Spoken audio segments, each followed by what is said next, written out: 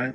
Good morning, good afternoon, good evening, to whoever's listening and whoever found this video, if it fits your time. And all praise to the Most High for blessing me to be able to put this video together, or put this lesson together, rather. And this lesson is going to be about the children of Israel, and particularly the book of Deuteronomy, chapter 28, all the curses that befell the children of Israel. Now I want to go through these curses, and I want to be a little bit detailed and a little bit specific on when these curses happened and took place, and the time frames, and explain how, when they did take place, how they all didn't take place at the same time simultaneously, and they're not necessarily in chronological order, as well as I want to show where the curses fit the time frame that we're in today, and when they fit in the days of the men of Israel, back in the ancient days, or rather in the biblical days, in their time, in the days of Jeremiah, so to speak. Now, before I get started on Deuteronomy, I want to begin showing where the children of Israel, how they became Israel, and where when they went into, not necessarily went into captivity under the Egyptians, but how when they came out of Egypt and the journey that the Lord took them on, and the purpose that God gave them, and how the Lord led them, and what the Lord had them to do. And also I want to go into, before the curses, I want to go into what actually caused them to be cursed, the acts and the actions that they took that caused them to be cursed and to cause the curses to befall them. So the curses basically partook them in the days of Jeremiah. And some say, being that those curses fell on the children of Israel in the days of Jeremiah, Isaiah, and Ezekiel, and things, and those prophets of that time, it doesn't fall upon black people or African Americans, so to speak, in these present days. Well, I want to show the distinction and the comparison. I want to make the comparison and show you how they correlate even to us in this present day and time, and when they happened, to our ancestors when they came over to this land of America and all the lands that they were scattered into. All right. So with that being said, and I'm probably going to be going in and out, from time to time, in certain different things here and there, scriptures, just making points and pointing out key things, as I read along, and certain scriptures that I read, certain words may come up, and certain names and the things that I notice. I'm just going to make it known and kind of go into it a little bit and give some detail about it, just so, I can make my point and you can understand, I hope, understand the points that I'm trying to make and understand what I'm saying. All right, so I'm just going to start in the book of Genesis, where when Jacob, which is the forefather of the children of Israel, his 12 sons, where when his name became Israel, and thus by his name becoming Israel, the sons that he had, even though they had their own name, meaning Reuben, Benjamin, Judah, Levi, they are still considered to be of his stock, meaning of the stock of Israel, which is who he is, and which is who his sons became to be, and who they all became to be as a nation. All right. So I'm just gonna, if you will, man, all you have to do is grab your Bible, if you listening to this video, and just follow along with me, and you can validate the scriptures, or just look at the scriptures and apply Acts 17 and 11, I think it is. How they studied the scriptures daily to see whether those things that they were teaching were true. And you can just look at the verses and look at all the scriptures that I'm pulling out, or that I'm reading, and you can examine them yourself. And you'll see that I'm just reading them straight out of the Bible. But I'm making connections by giving illustrations, and just explaining certain things that some of you may be aware of. And I'm quite sure a lot of the scriptures and verses that I'm going to be reading and bringing out, y'all have already heard them, most of you at least. but I just want to bring light to them and put them in sequence, so that they would hopefully make sense, to most people. So, and I'll be jumping around, bouncing around from verse to verse, book to book, scripture to scripture, just to try, and tie everything together so that it'll be a little bit more plain and understandable to you. All right. So here we go. I'm gonna go ahead and get started with it. I'm gonna pull up. We'll go to the book of Genesis, chapter 35, verse 9 to 10, and it says here, "And God appeared unto Jacob." Verse 9, "And God appeared unto Jacob again when he came out of Padanaram, and blessed him. And God said unto him, Thy name is Jacob. Thy name shall not be called any more Jacob, but Israel shall be thy name." And he called his name Israel. Okay, so there you have it. That's how Jacob's name became Israel. And even though throughout the Bible, you still may hear the book or certain verses may say Jacob, it may reference to Jacob, or it may even say Israel. But when you hear it, it says Jacob, it's making reference to the children of Israel. And sometimes it all depends on the context. It may be making specific reference to Jacob himself. All right. So being said, we're just going to go to the book of Exodus.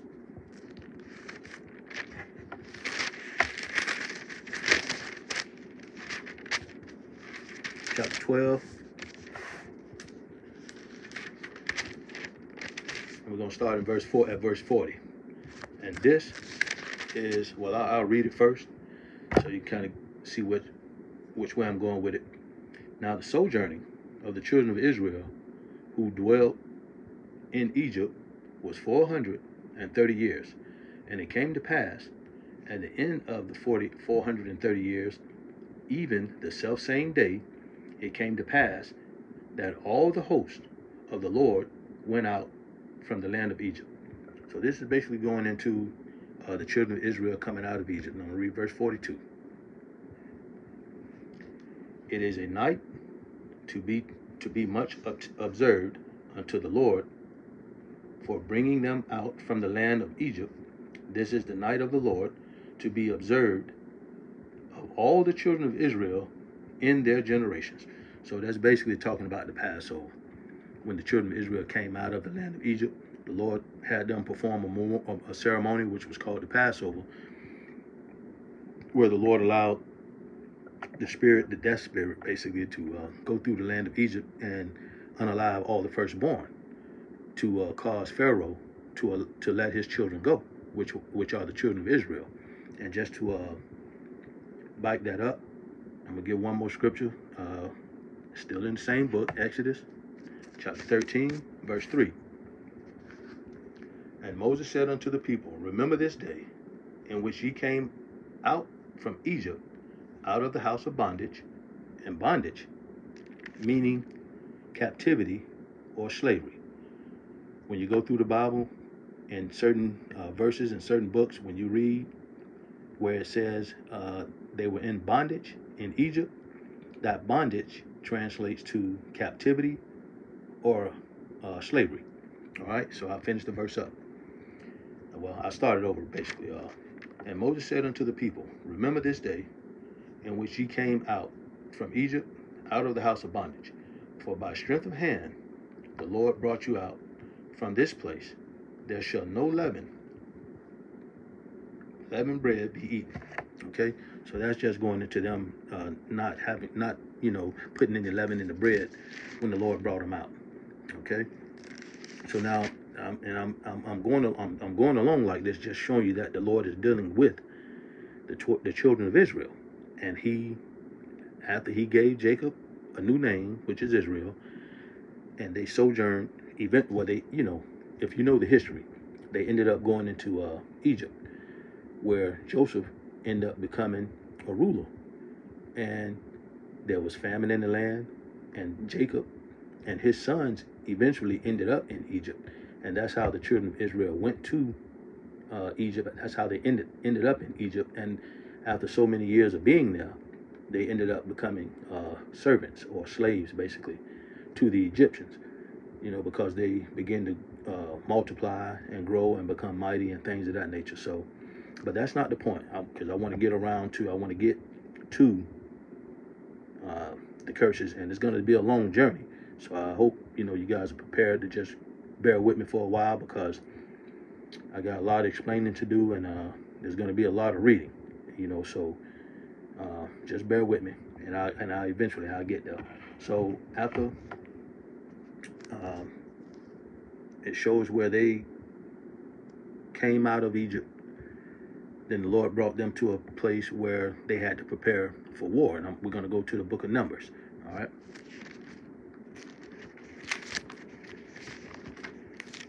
Numbers chapter 1.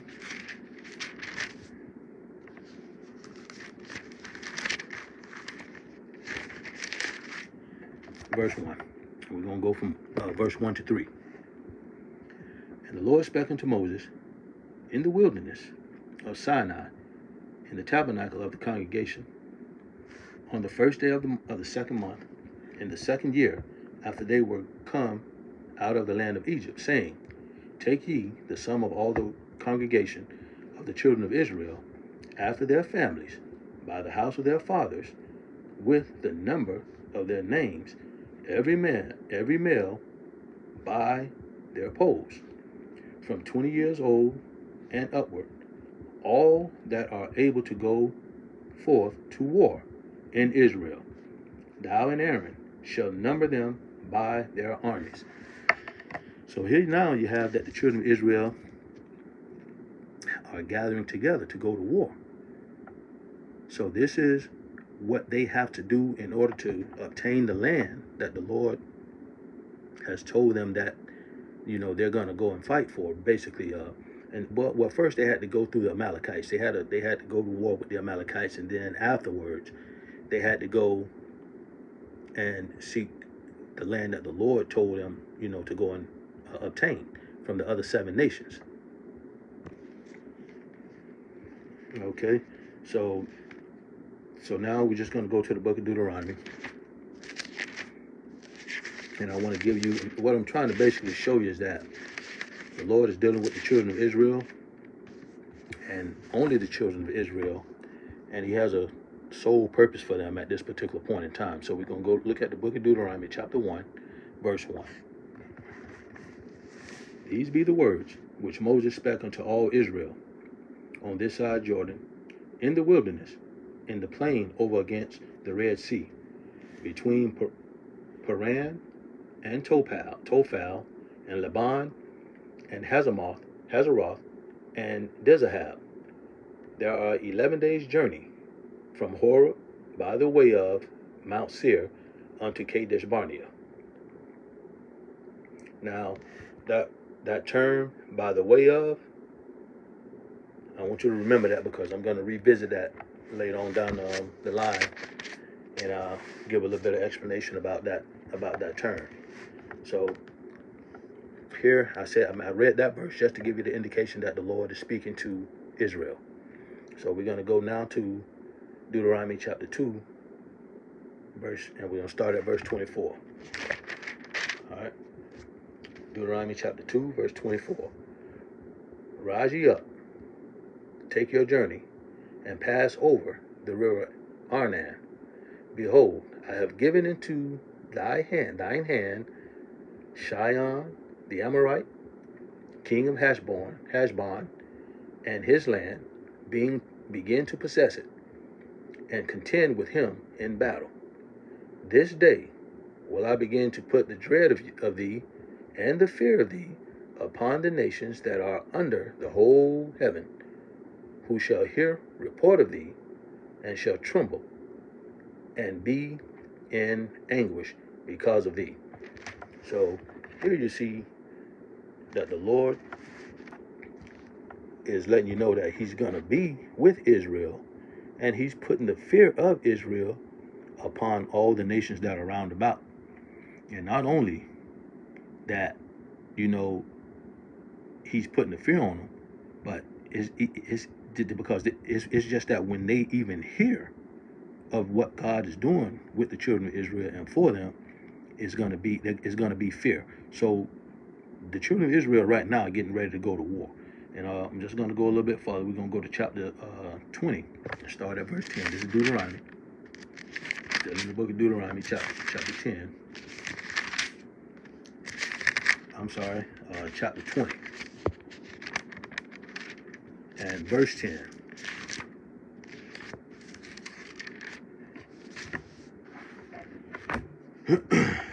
And this is Moses talking to the children of Israel. When thou comest nigh unto a city to fight against it, then proclaim peace unto it. And it shall be, if it make thee answer of peace, and open unto thee, then it shall be that all the people that are found therein shall be tributaries unto thee, and they shall serve thee. So now, here you have Moses. The Lord told Moses to let the children know that, remember, he put the fear of the children of Israel upon all these other nations. And now here the Lord is saying to them, when you come to these cities, you ask these cities, or you give them the option to be at peace with you. And if they be at peace with you, then you can, allow them to be tributaries, and they will serve you. This is the whole purpose of the children of Israel throughout the entire earth. At this particular point in time, God was giving them the capability and the authority to rule over the world, basically, at this point in time. So, but I'm going to continue on at verse 12. And if it will make no peace with thee, but will make war against thee, then thou shalt besiege it. And when the Lord thy God hath delivered it into thine hand, thou shalt smite every male thereof with the edge of the sword, but the women and the little ones and the cattle and all that is in the city, even all the spoil thereof, shalt thou take unto thyself. And thou shalt eat the spoil of thine enemies, which the Lord thy God hath given thee. Thus shalt thou do unto all the cities which are very far off from thee, which are not the cities of these nations, but of the cities of these people, which the Lord thy God doeth give thee for an inheritance. Thou shalt save alive nothing that breatheth, but thou shalt utterly destroy them, namely the Hittites, and the Amorites, and the Canaanites, and the Perizzites, and the Hivites, and the Jebusites, as the Lord thy God hath commanded thee. That they teach you not to do after all their abominations, which they have done unto their gods, so should ye sin against the Lord your God. When thou shalt besiege a city a long time, in making war against it, to take it, thou shalt not destroy the trees thereof by forcing an axe against them. For thou mayest eat of them, and thou shalt not cut them down, for the tree of the field is man's life, to employ them in the siege. Only the trees which thou knowest that they be not trees for meat, thou shalt destroy and cut them down, and thou shalt build bulwarks against the city that maketh war against thee until it be subdued. So, if those cities didn't make peace with the children of Israel, the Lord told them to go through those cities and unalive everyone in there, except if there be women, except the women and children, but take the cattle and everything else for a spoil. Okay, so just illustrating the point that this is the kind of God that God is, and this is what He had the children of Israel to do. And I know how we as people, today in time, we'll think and say, that the Lord is not that kind of God. But right here, we're reading in the scriptures, and you're seeing it if you're reading along, and if you got your Bible, you're seeing exactly what kind of God is, and the purpose that He had the children of Israel to set out to do. They're gonna make tributaries of the people in the land, and they're gonna take all the spoil and unalive all the men, and in those women that they're gonna leave alive will more than likely be virgins and the little children. Now, I won't stamp that, but I know in other verses that the women had to be virgins, and any woman that wasn't a virgin, they had to get rid of them. But anyhow, I want to go just to show you that because you're looking, you say, well, man, that's a terrible thing that the Lord doing. So why is God doing this to all these other nations of people? And all they want to do is live just like everybody else. But listen, the Lord requires righteousness from everybody on the earth.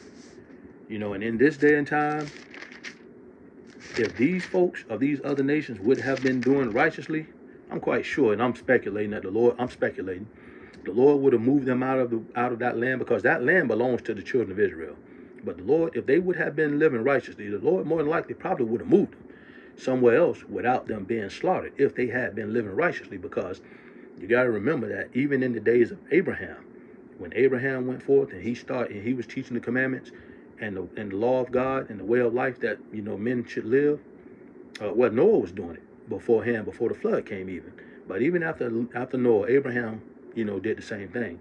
And there was a standard in the world, even at that present time, that people should have been living according to and living by. But apparently these people of these other nations, they weren't doing so. So the reason I brought that out is because I want to show you why the Lord did it. So we're going to go to Deuteronomy chapter 9, verse 1 to 5. All right, so in Deuteronomy chapter 9, verse 1. Hear, O Israel, thou art to pass over Jordan this day, to go in to possess nations greater and mightier than thyself, cities greater and fenced up to heaven, a people great and tall, the children of the Anakims, whom thou knowest, and of whom thou hast heard say, who can stand before the children of Anak? I mean, these were warrior people, basically.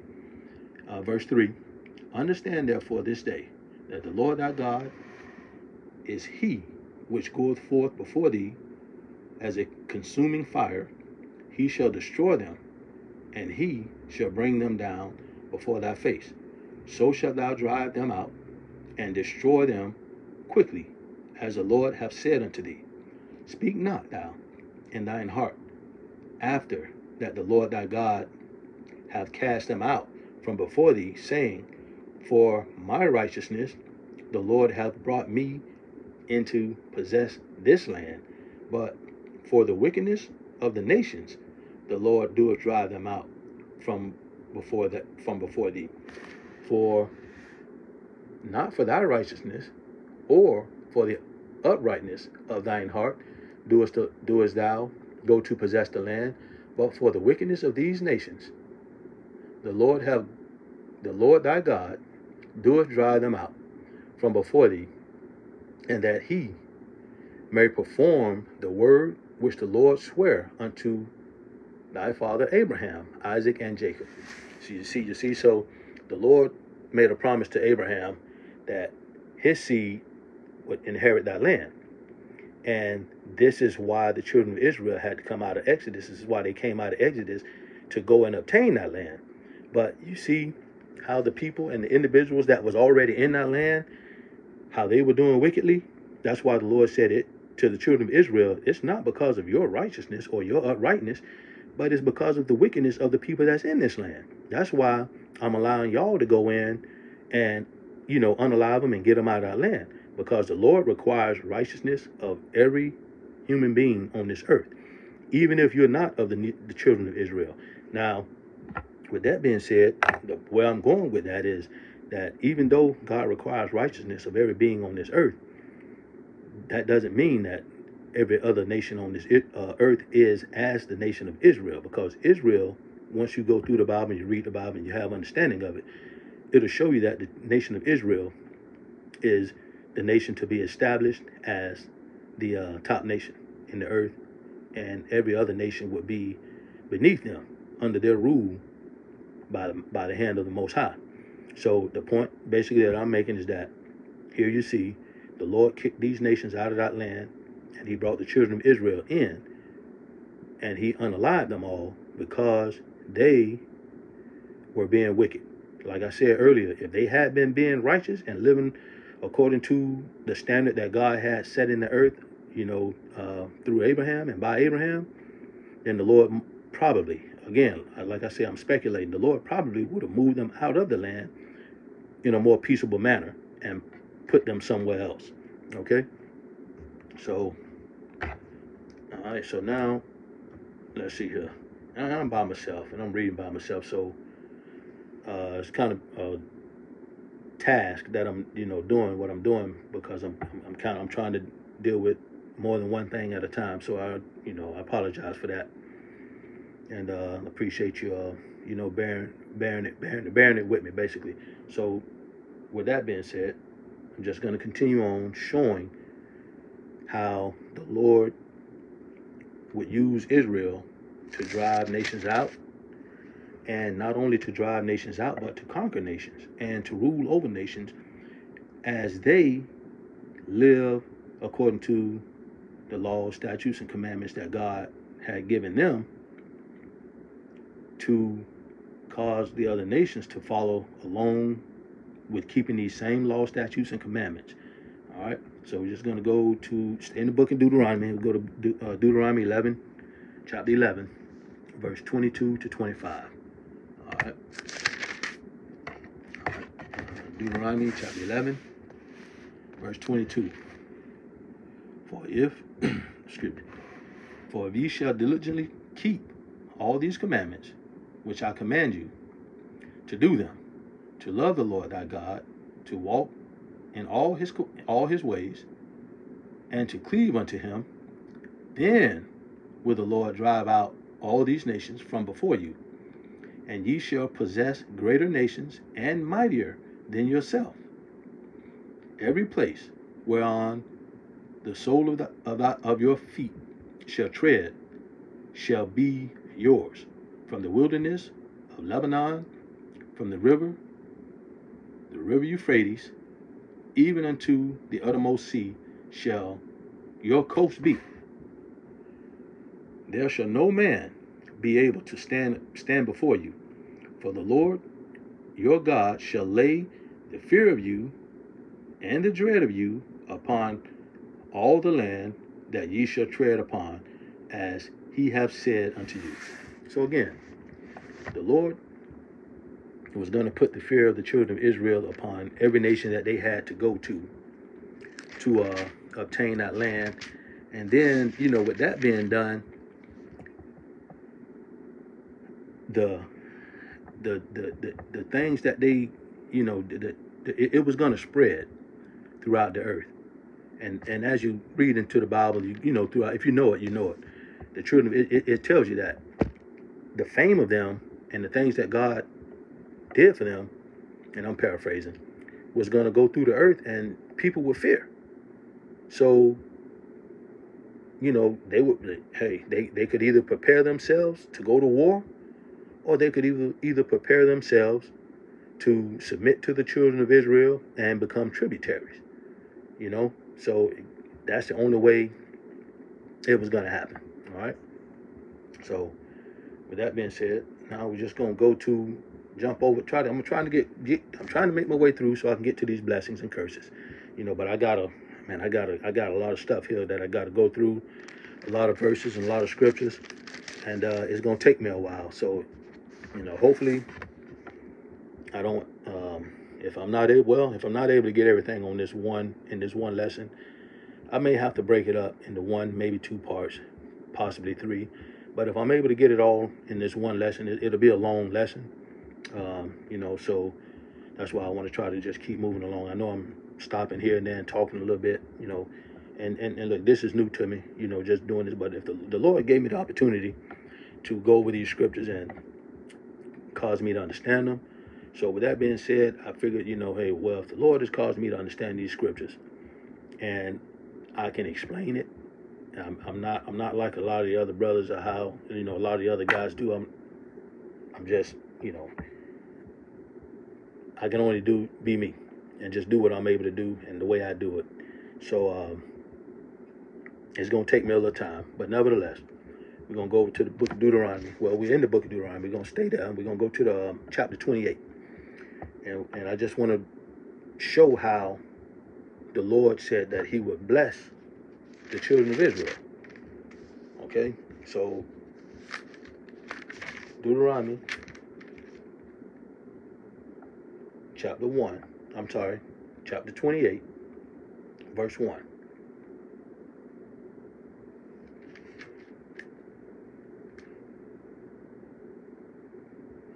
Okay? Now, this is where the Lord said that he would bless the children of Israel. But basically, well, I'm going to read it. And this is chapter 28, verse 1. And it shall come to pass, if thou shalt hearken diligently unto the voice of the Lord thy God, to observe and to do all his commandments, which I command thee this day, that the Lord thy God will set thee on high above all nations of the earth. And that's plain and simple. He's telling the children of Israel in chapter 28, Deuteronomy 28, verse 1, that if they would hearken to his voice and to all the commandments that he gave them to keep them and do them, he would set them on high above all the nations of the earth. And that's what I mentioned to you just a minute ago. God would set them in the position of authority above all the nations of the earth, being that if they kept his commandments and his laws and his statutes. All right? And then I'm just showing you, I want to show you the reverse side of that. We're going to go to Deuteronomy 28:15, where there's a reverse side of that if they didn't keep his laws, statutes, and commandments. So Deuteronomy 28:15, and there's a but. It says, but if,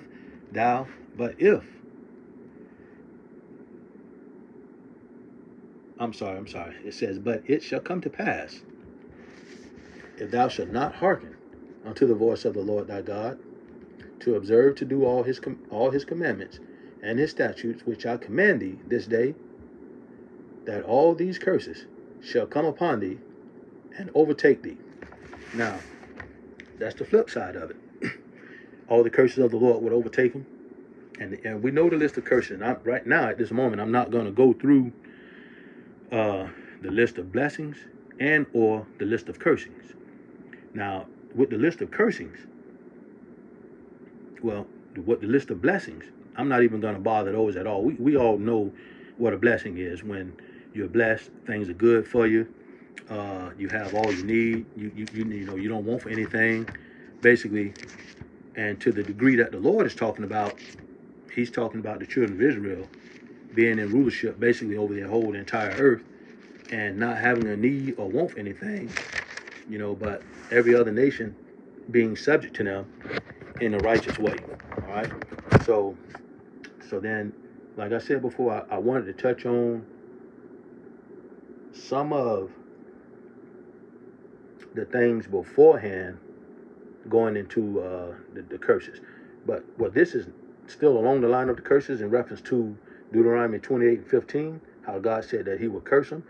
So I want to look at the book of Jeremiah 18 and verse 1. And this is going to be chapter 18, verse 1 to 11. It's going to be a lot of reading here. And this is basically going into the evil that God is saying that he's going to bring upon Israel. Now, that I'm reading here in Jeremiah is prophecy that Jeremiah got from the Lord when he was in the days of the kings. And when you read the book of Jeremiah, that's when some of the things begin to happen. And then what Jeremiah is doing, he's in the book of Jeremiah, he's illustrating what had already taken place. And he's illustrating the reason, and he's illustrating and explaining the reason why the curses befell them, and which I'm going to get into here shortly after I get through these verses here in Jeremiah. So Jeremiah 18, verse 1, and we're going to read down to 11. The word which came to Jeremiah from the Lord, saying, Arise, and go down to the potter's house, and there I will cause thee to hear my words. Then I went down to the potter's house, and behold, he wrought a work on the wheel, and the vessel that he made of clay was marred in the hand of the potter. So he made it again another vessel, that seemed good to the potter to make it. Then the word of the Lord came to me, saying, O house of Israel, cannot I do with you as this potter, saith the Lord? Behold, as the clay is in the potter's hand, so are ye in mine hand, O house of Israel. At what instant I shall speak concerning a nation and concerning a kingdom, to pluck up and to pluck down, to pull down and to destroy. If that nation against whom I have pronounced turn from their evil, I will repent of the evil that I thought to do unto them. And I'm going to break right here real quick. That's verse 8. I'm going to pick up in a minute in verse 9. Right here, like I mentioned to you earlier before, if those nations that were in the land of Israel when the Lord brought the children of Israel out of Egypt, if they had been doing righteously, the Lord would not have destroyed them. He would have probably allowed them to move out of that land peaceably. But here is another indication. Jeremiah 18, verse 8. And I'll read it again. If that nation against whom I have pronounced turn from their evil, I will repent of the evil that I thought to do unto them. So this is a chance right here that the Lord was given to any nation in those days, and I would even venture to say even today, if they would turn from their evil, the Lord would more than likely repent from the evil that he's going to do to them. But that's real high and real far, because there's so much going on in the world today that I don't think that any of these nations would even consider being righteous. So, and at this point in time, the judgment is already set according to other books in the scriptures. So I'm just going to pick back up at verse 9. And at what instance I shall speak concerning a nation and concerning a kingdom, to build and to plant it, if it do evil in my sight, that it obey not my voice, then will I repent of the good wherewith I said I would benefit them. Now therefore go to speak to the men of Judah and to the inhabitants of Jerusalem, saying, Thus saith the Lord, Behold, I will frame evil against you, and devise a device against you. Return ye now every one from his evil way, and make your ways and your doings good. So here the Lord is telling the children of Israel, turn from your evil ways, basically, because he's giving them a chance right now. Because like I said earlier, when Jeremiah is saying what he's saying here right now in the book of Jeremiah, these things have already happened. The children of Israel, they have already done evil. They've already done wickedness and wickedly. And this is in the days of the kings, which I'm going to show you here in a minute, and as I continue to read. But the point here is that the evil that the Lord is getting ready to bring upon the children of Israel is in reference to and relates and correlates to the curses that are in the book of Deuteronomy, which I'm going to get to. I'll be getting to that not shortly, but in a while. And I'll explain it, and I'll make it, plain, and try to make it plain and clear to you how those curses fit not only the children of Israel in the days of Jeremiah, but in our time, in our present time today. All right? So now we're just going to go to stay in the book of Jeremiah, and we're going to go to chapter 1.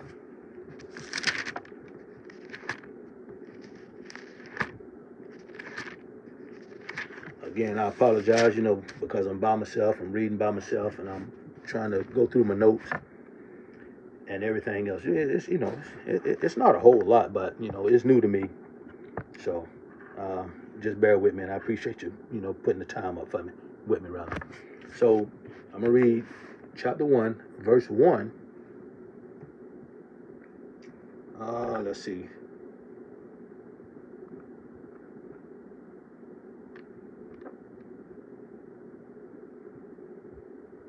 Now, chapter 1, and we're going to start at verse 4 and go to verse 10. All right. Now, this is Jeremiah speaking. Jeremiah chapter 1, verse 4. Then the word of the Lord came unto me, saying, Before I formed thee in the belly, I knew thee. And before thou camest forth out of the womb, I sanctified thee. And I ordained thee a prophet unto the nations. Then said I, Lord God, behold, I cannot speak, for I am a child. But the Lord said unto me, Say not, I am a child, for thou shalt go to all that I send thee, to all that I shall send thee, and whatsoever I command thee, thou shalt speak. Be not afraid of their faces, for I am with thee, to deliver thee, saith the Lord. Then the Lord put forth his hand and touched my mouth. And the Lord said unto me, Behold, I have put my words in thy mouth. And I'm going to stop right here for a minute. And I'll pick back up at verse 10 in a little bit. But I want to explain something here.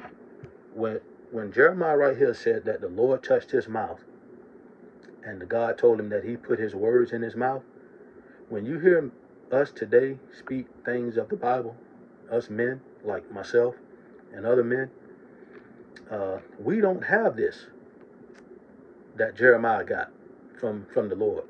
We don't have this that Jeremiah got. God touched his mouth, and God put his words in his mouth, and the Lord told him that he did it.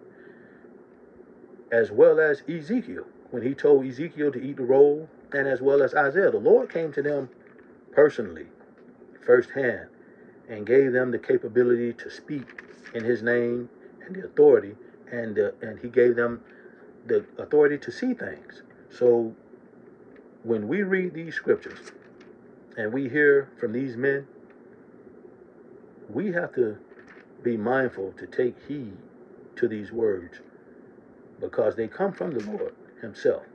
It's not like us men today. Us men today, we read the Bible, we have to try to understand what God is saying. And then, we relay messages to the people. And in a lot of cases, a lot of us men don't really get insight or messages from the Lord. And I don't think none of us actually get messages today. I just think that the Lord give us understanding. But in no way do we get this what Jeremiah, Ezekiel, and Isaiah got firsthand from the Lord. Because us as men, when we go through the Bible and we read, we make mistakes. And like I said, we have to understand what God is saying when we read the Bible. The format has already been laid. And as far as the prophecies are already established here in the book. So what we have to rely on and hope is that God would truly give us understanding. If the Lord don't give us understanding of what the Bible is saying, then we're doing a detriment to people, and it's harmful to other people, and it's just not right for us to do that. Taking the words of the Lord and then just making up what we want it to be, and just trying to fit, trying to make it fit the narrative that we want to put forth. So, with that being said, it's best that we hope that God will give us understanding to be able to rightly divide his word and properly interpret it. All right? So, I'm just going to continue on, verse 10.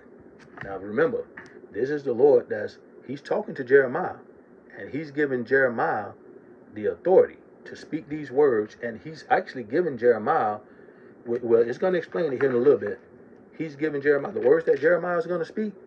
these words are going to affect not only them in this present time that Jeremiah is talking in, but Jeremiah is having the ability and capability to affect every nation on the planet Earth, then and now. That's why the Lord said earlier, in reference to him having to, plucking nations up, down, and setting nations up. That's what he's doing through Jeremiah right now. All right, and I'm gonna keep reading. Trying to get myself adjusted here. In my book. I'm gonna keep reading here in verse 10. See, I have this day set thee over the nations. See here how he's setting Jeremiah over the nations, and over the kingdoms, to root out, and to pull down, and to destroy, and to throw down, to build, and to plant. Moreover, the word of the Lord came unto me, saying, Jeremiah, what seest thou? And I said, hold on one second, I'm sorry. Yeah, verse 10. We'll stop at verse 10. That's where I wanted to stop. Well, the point that I was making, I read it already, that the words that Jeremiah was given, the Lord was given to Jeremiah, was to pluck up and to pull down and or to set up nations. Not just Israel and not just these nations in the days and time of Jeremiah, but every nation. And one second. I'm going to go into that probably a little later in reference to Jeremiah being set up, over all the other nations, just as well with the word that the Lord give him to go and speak to the other nations. Okay, so from there, I'm going to go to Jeremiah chapter 27, verse 1 and 8. Verse 1 to 8, chapter 27.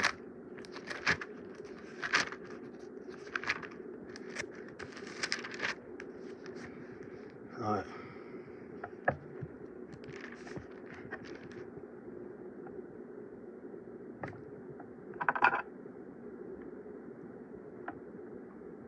Okay, this is Jeremiah chapter 27, verse 1. In the beginning of the reign of Jehoiakim, the son of Josiah, king of Judah, came this word unto Jeremiah from the Lord, saying, Thus saith the Lord to me, make thee bonds and yokes, and put them upon thy neck, and send them to the king of Edom, and to the king of Moab, and to the king of the Amorites, and to the king of the Ammonites, and to the king of Tyrus, and to the king of Zidon, and by the hand of the messengers which come to Jerusalem unto Zedekiah, king of Judah, and command them to say unto their masters, Thus saith the Lord of hosts, the God of Israel, Thus shall ye say unto your masters,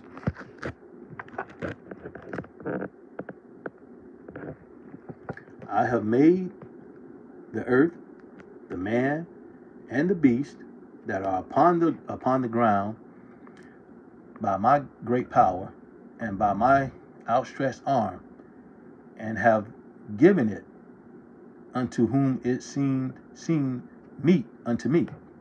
And now have I given all these lands into the hand of Nebuchadnezzar, the king of Babylon, my servant, and the beast of the field have I given him also to serve him, and all nations shall serve him, and his sons and his sons' sons, until the very time of his land come. And then many nations and great kings shall serve themselves of him. Now, let me keep reading. And it shall come to pass that the nation and kingdom which will not serve the same Nebuchadnezzar, the king of Babylon, and that will not put their neck under the yoke of the king of Babylon, that nation will I punish, saith the Lord, with the sword and with the famine, and with the pestilence, until I have consumed them by his hand. Okay? So now there you see that the Lord is going to put every nation under the rule of Nebuchadnezzar. And this is what I'm trying to show you, that this is how God operates. God requires order. And God set nations up. He set nations up, and he brings nations down.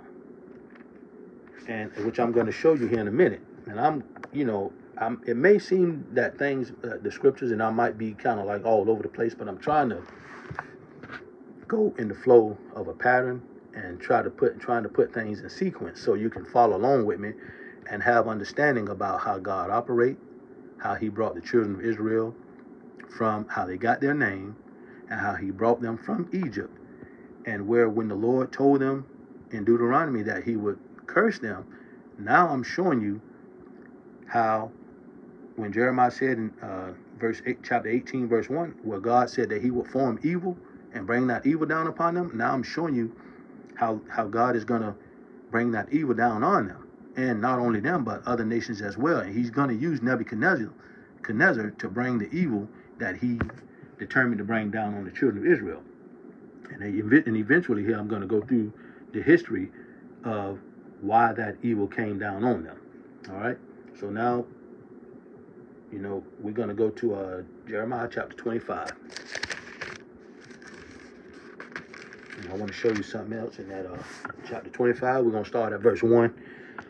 And it's going to be quite a bit of reading. And the reason I'm doing a lot of reading, and I know I read slow, but the reason that I'm doing a lot of reading, at least I'm, reading slow right now at this time and at this moment. I'm not really set up the way I really like to be, but the reason I'm doing a lot of reading is because I want you to get the context of what the book is saying. Now, you can if you're writing all these verses down, you can just go by and put the verses together yourself, and you can make your own timeline. You can follow the same timeline, but if you go through and you read it, you'll understand exactly what I'm saying. So, so like I say, we're just going to go to Jeremiah chapter 25, verse 1 to 30. And it's going to be quite a bit of reading. All right. All right, so we're going to start at verse 1. The word of the Lord that came to Jeremiah concerning all the people of Judah in the 4th year of Jehoiakim, the son of Josiah, king of Judah. That was the 1st year of Nebuchadnezzar, king of Babylon, the which Jeremiah the prophet spake unto all the people of Judah and to all the inhabitants of Jerusalem, saying, from the 13th year of Josiah, son of Ammon, king of Judah, even unto this day, this is the 23rd year, the word of the Lord came unto me, and I have spoken unto you, rising early and speaking, but ye have not hearkened. And the Lord hath sent unto you all his servants and prophets, rising early and sending them, but ye have not hearkened, nor inclined your ear to hear. Now I want to stop right there for a minute, and I'll pick back up at verse 5. Right here what Jeremiah is telling the children of Israel, Judah in particular, and then when he says the inhabitants of Jerusalem, when he says that, he means the Benjamites and the Levites that are with Judah. Because when they separated from, which I'm going to go into when they split from the children of Israel, and they became 2 different nations, meaning Judah, Benjamin, and Levi, they went their way, and Ephraim and the other 9 tribes, they went their way. So that's what he means when he says the inhabitants of Jerusalem, meaning the Benjamites and the Levites, or the priests. But right here, but the point that I want to make here also is that the children of Israel, God sent Jeremiah, and not only Jeremiah, he sent other prophets as well, to go out and speak to the people of Israel, and they would not hearken, they would not hear. Just like the Lord is doing today with men and brethren, that you see out on the streets and out on the corners. A lot of people like to say, well, these guys out here, they're always yelling at people and doing things of that nature. They're being hateful, they're being mean. And listen, this is the same thing that Jeremiah did. He's showing you right here in the Bible. If you read it, you'll see that this is exactly what Jeremiah did. And if you deny it, then the brothers might not be the problem. So if Jeremiah is telling you that the Lord rose him up early in the morning, and for years he did it, for years, and then the people would not hearken. They wouldn't hearken, and they wouldn't incline their ear to hear. So if they didn't hearken or incline their ear to hear, then what other choice do they leave the Lord other than to punish them? And what we're going to find out is that throughout the ordeal of the history of the children of Israel, and when they were in the days of the kings, the things that befell them, and the prophecies that Jeremiah and Isaiah and Ezekiel and the other brethren told them, that came to them, the prophecies that came to them, those prophecies covered a duration of time from the existence of them, the children of Israel, in the days of the kings up until now. We're suffering under the curses from what they did from all the way back then. And if that's not an indication enough to you to know that God does not play around, and that you should fear the Lord, and that you should hearken unto his voice to do what he says. And when we actually have the Bible right here before us, and all we have to do is pick it up, read it, humble ourselves, and hearken unto what it's saying, and take heed to it, and hearken unto it, and do according to what the Lord is saying. And that way we secure ourselves and prepare ourselves for the return of the Messiah. And it's just that simple. But some of us just won't do it. Instead, we look at the men to be the problem, just like these brethren did with Jeremiah. That's why the Lord said that they would make their faces like adamant stones against Jeremiah. So the Lord had to make Jeremiah's face strong as an adamant, so that he would be able to go out there and stand against these people, just like these brethren are doing on these corners. And our people, we just don't want to give ear to it. We don't want to do what God said do, for no means, by no means whatsoever. So sorry about that. I had to rant a little bit, but we'll go back to verse 5 and pick up from there. They said, "Turn ye again now, everyone from," this is what the prophet said. They said, turn ye again now, everyone from his evil way, and from the evil of your doings, and dwell in the land that the Lord hath given unto you and to your fathers forever and ever, and go not after other gods to serve them and to worship them, and provoke me not to anger with the works of your hands, and I would do you no hurt. Yet ye have not hearkened unto me, saith the Lord, that ye might provoke me to anger with the works of your hands, to your own hurt. Therefore, thus saith the Lord of hosts, because ye have not heard my words, behold, I will send and take all the families of the north, saith the Lord, and Nebuchadnezzar, the king of Babylon, my servant, and will bring them against this land, and against the inhabitants thereof, and against all these nations round about, and will utterly destroy them, and make them an astonishment, and an hissing, and perpetual desolation. Now, I'm going to stop right here for a minute and interject, which I'll be doing throughout the ordeal of this lesson. In verse 9, I just want to make something known to you, where the Lord said that, and I will send and take all the families of the north, saith the Lord, I'm going to go into that later on and show you where the Lord is talking about all the other kingdoms after Nebuchadnezzar that he brought to rule, and even America, where we are today. All right, so I'm going to pick back up in verse 10. He says in verse 10, chapter 25 and verse 10, moreover, I will take from them the voice of mirth, he's talking about the children of Israel, and the voice of gladness, the voice of the bridegroom, and the voice of the bride, the sound of the millstone, and the light of the candle. And this whole land shall be a desolation and an astonishment, and these nations shall serve the king of Babylon 70 years. Now, I'm going to start right there, and I'm going to interject again. And I pick back up at verse 12. Right there where he says in verse 11 that we shall serve serve the king of Babylon 70 years.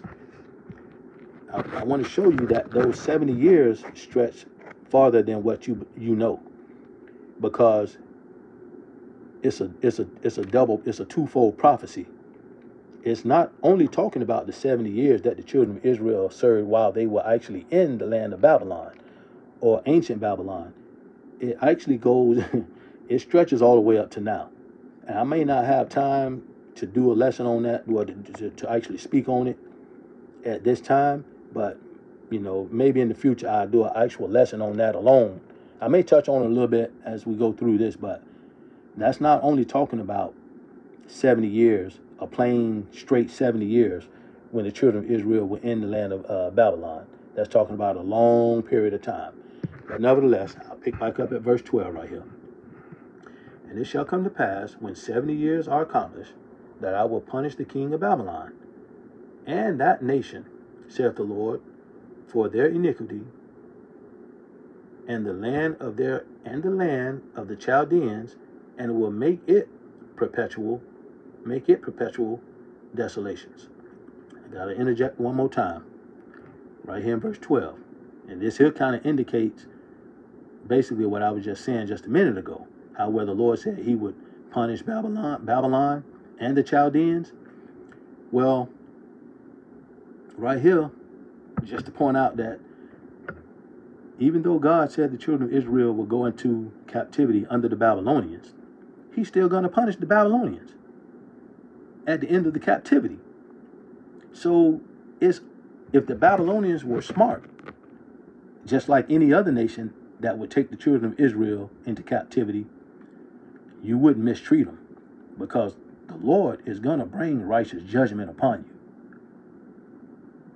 So, and I just wanted to make that point for the time. I'll get into it later, maybe on. So I'm going to start at verse 13. And I will bring upon that land all my words which I have pronounced against it, even all that is written in this book, which Jeremiah prophesied against all the nations. For many nations and great kings shall serve themselves of them also, meaning the children of Israel, and I will recompense them according to their deeds and according to the works of their own hands.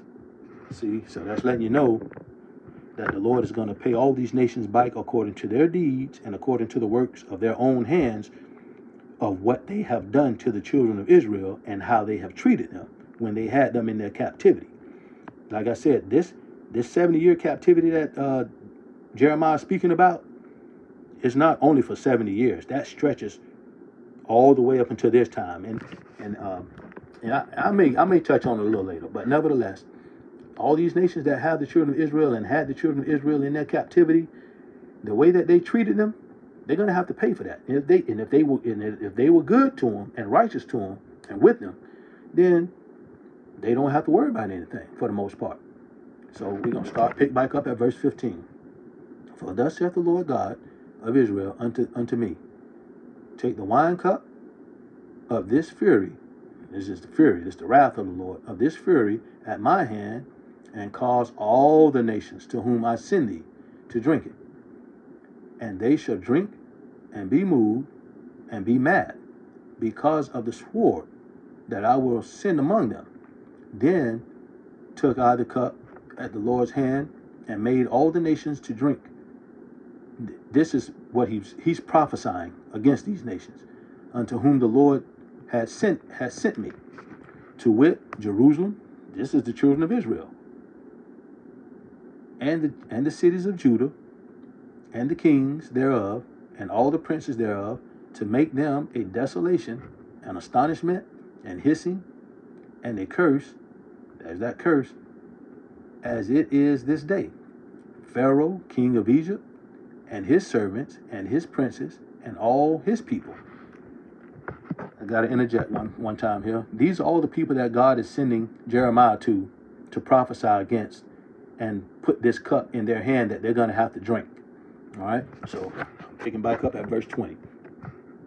And all the mingled people, and all the kings of the land of us, and all the kings of the land of the Philistines, and the Ashkelon, and Asa, and Akron, and the remnant of Ashdod, Edom, and Moab, and the children of Ammon, and all the kings of Tyrus, and all the kings of Zidon, and the kings of the isles which are beyond the sea, Dedan, and Tema, and Buz, and all that are in the uttermost corners, and all the kings of Arabia, and all the kings of the mingled people that dwell in the desert, and all the kings of Zimri, and all the kings of Elam, and all the kings of the Medes, and all the kings of the north, far and near, one with another, and all the kingdoms of the world,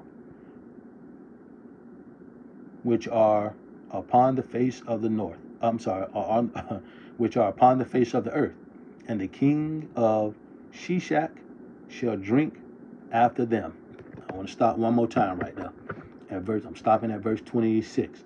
You see right there where Jeremiah said, and all the kingdoms of the earth, of the world. He didn't say just the earth. He's talking about of the world. And then he said those that are far and near. Now, granted, he's speaking about different time frames and different time zones and different dispensations of time, even though he may not specifically say it. But he's talking about all the kingdoms of the world when he says far and near, because some kingdoms at this particular point in time, they weren't even established. They didn't get established to thousands of years later, like America and even Rome. Even Greece, they weren't established at this point in time. So he's speaking to all the nations of the earth. All right, so we'll jump back to verse 27. Therefore, thou shalt say unto them, thus saith the Lord, Lord of hosts, the God of Israel, drink ye and be drunken, and spew, and fall, and rise no more, because of the sword which I will send among you. And it shall be, if they refuse to take the cup at thine hand to drink, then shalt thou say unto them, Thus saith the Lord of hosts, ye shall certainly drink. For lo, I begin to bring evil on the city which is called by my name, and should ye be utterly unpunished, ye shall not be unpunished, for I will call for a sword upon all the inhabitants of the earth, saith the Lord of hosts. Got to stop one more time right there, verse 29, and I'll pick back up at verse 30. See there where the Lord said the evil that he's going to bring on these other nations, and then he turns around and said, you don't think that, if you see that I'm punishing my people for the evil that they've done, and you don't think that I'm going to punish you, no, yeah, you will be punished. So nobody's getting away with the unjust that they've done in the earth and the wickedness that they've done in the earth. The time is going to come that we're all going to have to face our iniquity. All right, so verse 30. Therefore, he's telling Jeremiah now in verse 30, therefore prophesy thou against all these words, against them all, these words, and say unto them, the Lord shall roar from on high, and utter his voice from his holy habitation. He shall mightily roar upon his habitation. He shall give a shout as they that tread the grapes against all the inhabitants of the earth. All right. So I'm going to stop right there for a moment. I got to take a breath real quick, breathe a little bit. That was a little bit of reading, and try to make some points. And there, I hope you can understand that, like I iterated a minute ago, that nobody's getting away with the evil that they've done in the earth. No nation, no kingdom, no person, no human being. We're all going to have to answer for our iniquity. And that's just the way the Lord has it set up. All right? All right, so now we're going to go to Jeremiah chapter 50. And verse 17 to 18.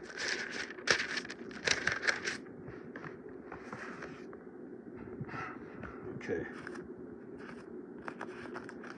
And here I'm just showing you how the prophecies that Jeremiah is given, where he's showing how God has set him up to prophesy against all the nations and kingdoms to either pluck up or pull down.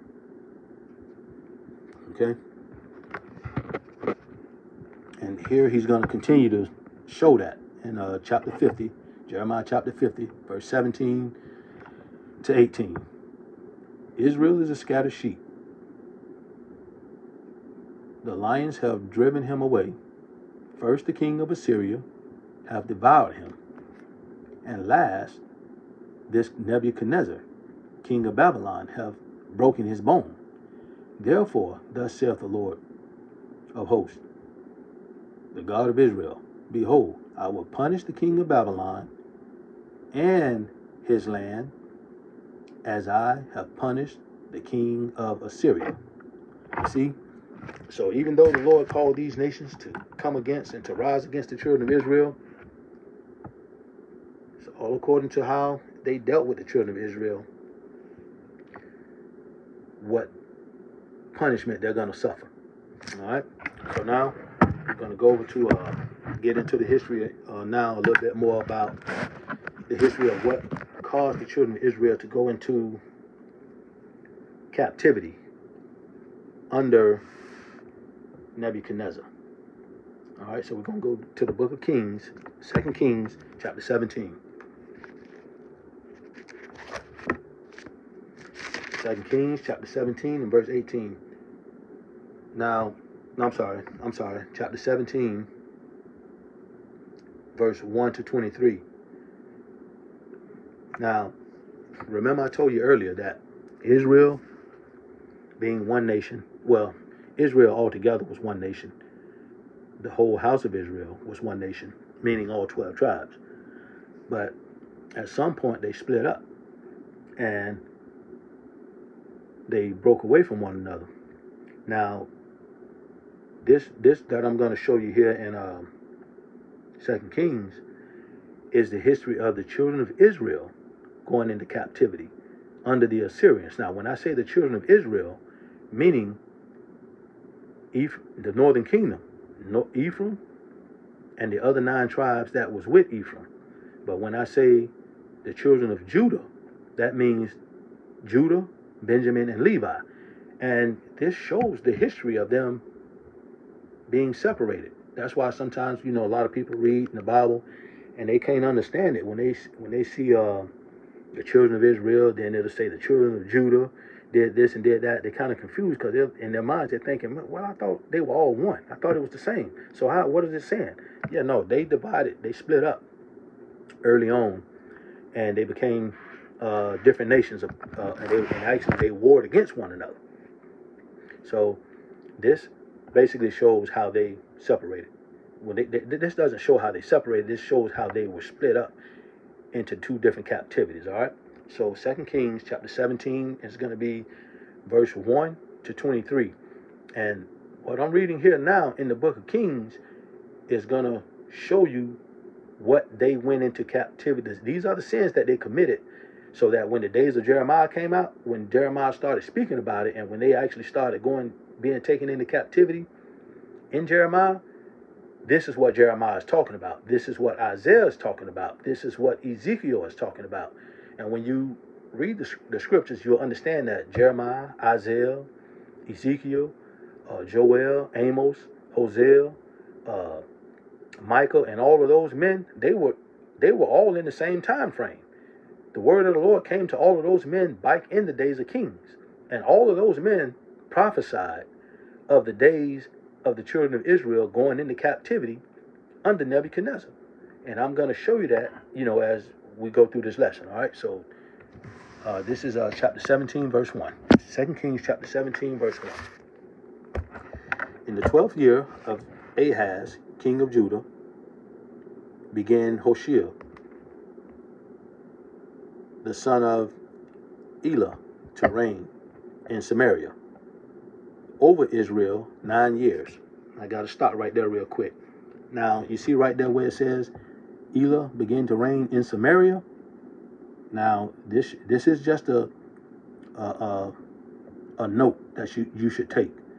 When it says Samaria, now remember, this is the children of Israel. They're in Samaria.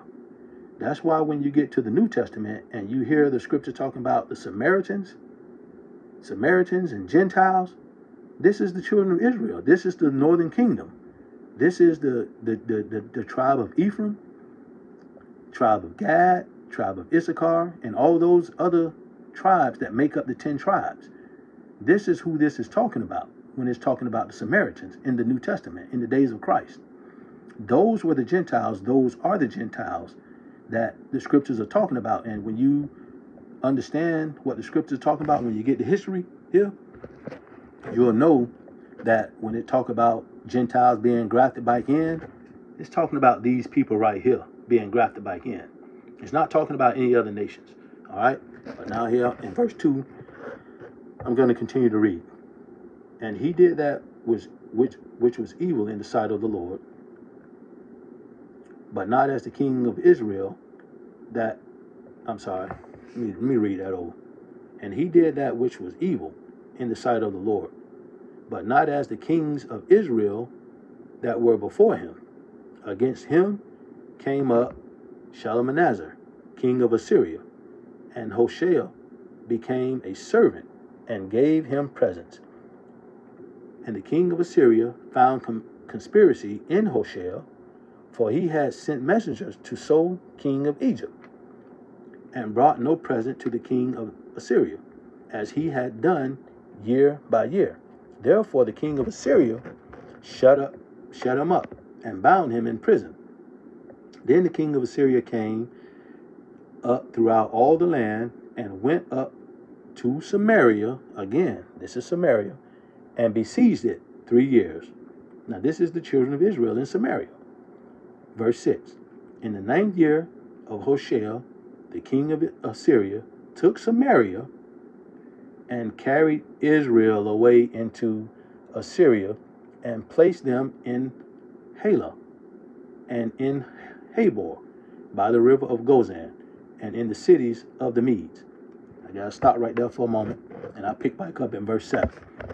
Again, the point that I'm illustrating here, even though, I'm going somewhere else with it, but I just wanted to make a note of it and show you that the Samaritans, the people when the scriptures in the New Testament are talking about the Samaritans, the Good Samaritan, or the lady at the well that was of Samaria, these are the children of Israel. It's showing you right here.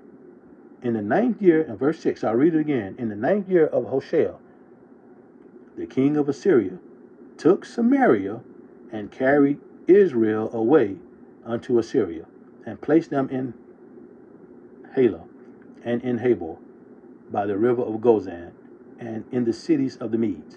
All right, now I'll continue on in verse 7.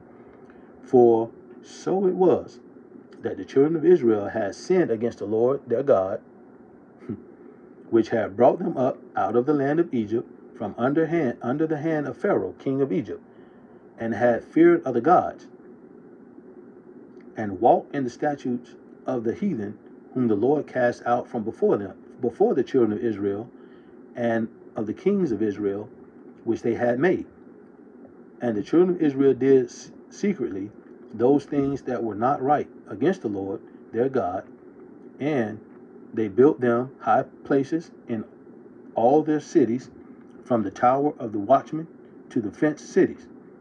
And they set them up images and groves in every high hill and under every green tree. And there they burnt incense in all the high places, as did the heathen, whom the Lord carried away before them, and wrought wicked things to provoke the Lord to anger.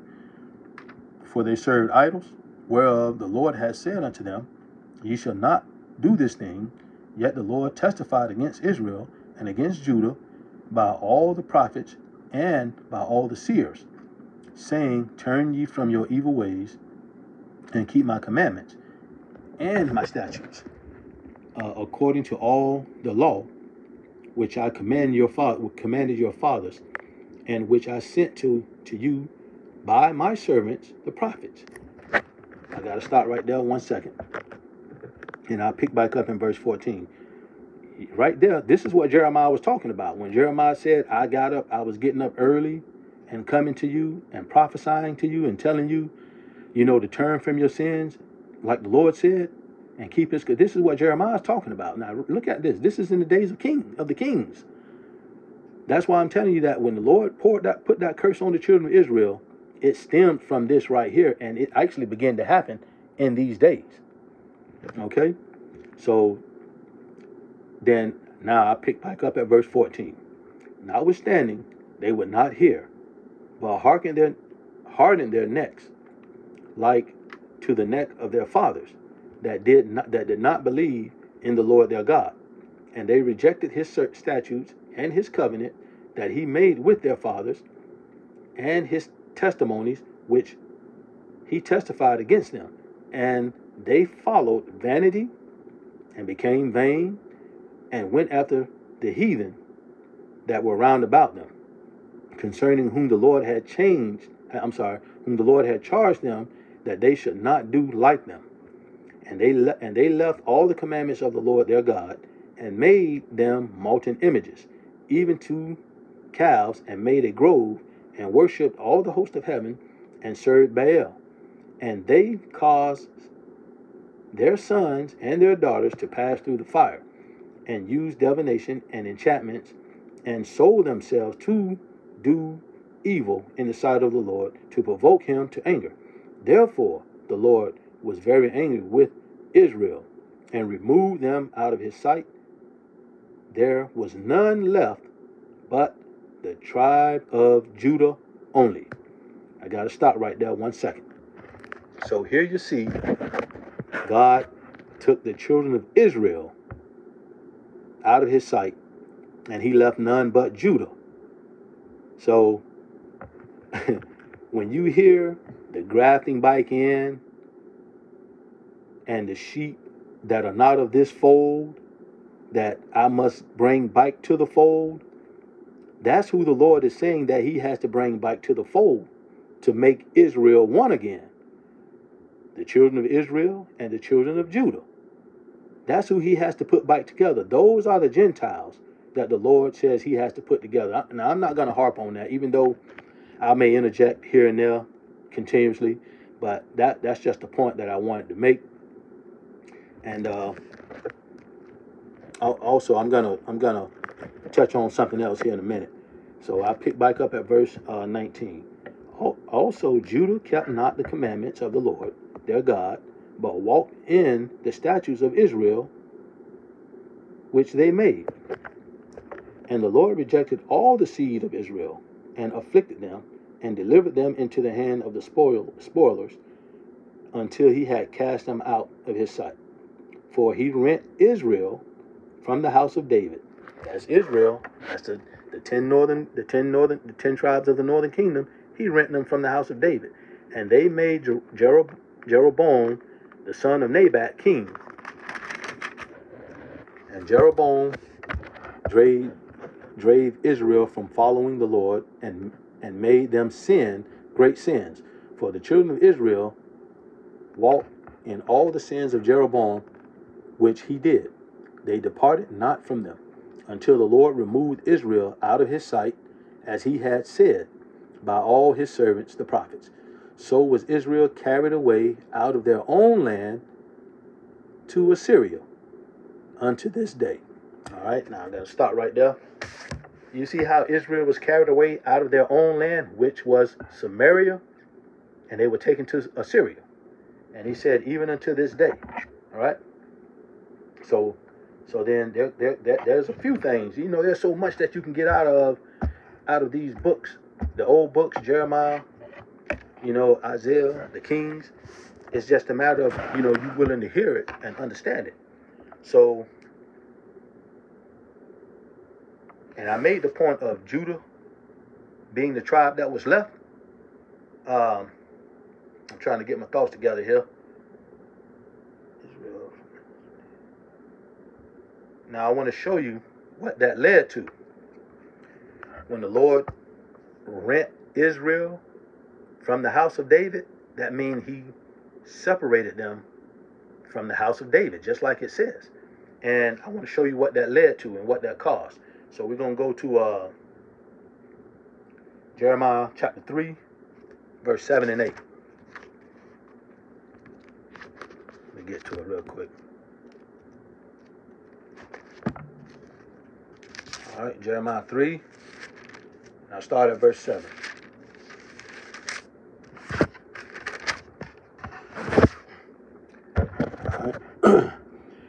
And I said after she had done all these things, turn thou unto me. But she returned not, and her treacherous sister Judah saw it.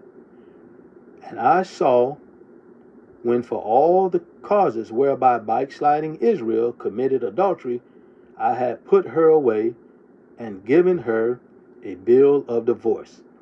Yet their treacherous sister Judah feared not, but went and played the harlot also.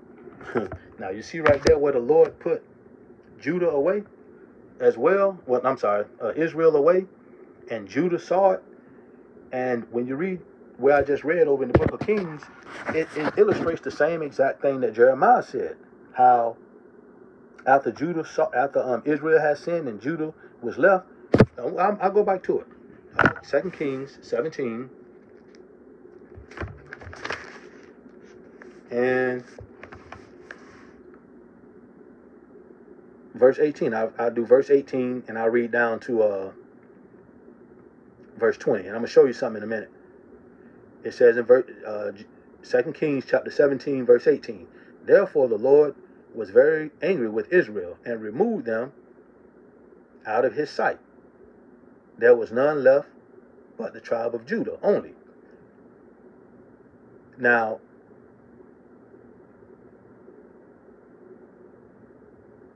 let me see here. Hold on one second. Now right there where the Lord moved them out of his sight, that's that divorce that Jeremiah was talking about in Jeremiah chapter 3, verse 7 and 8.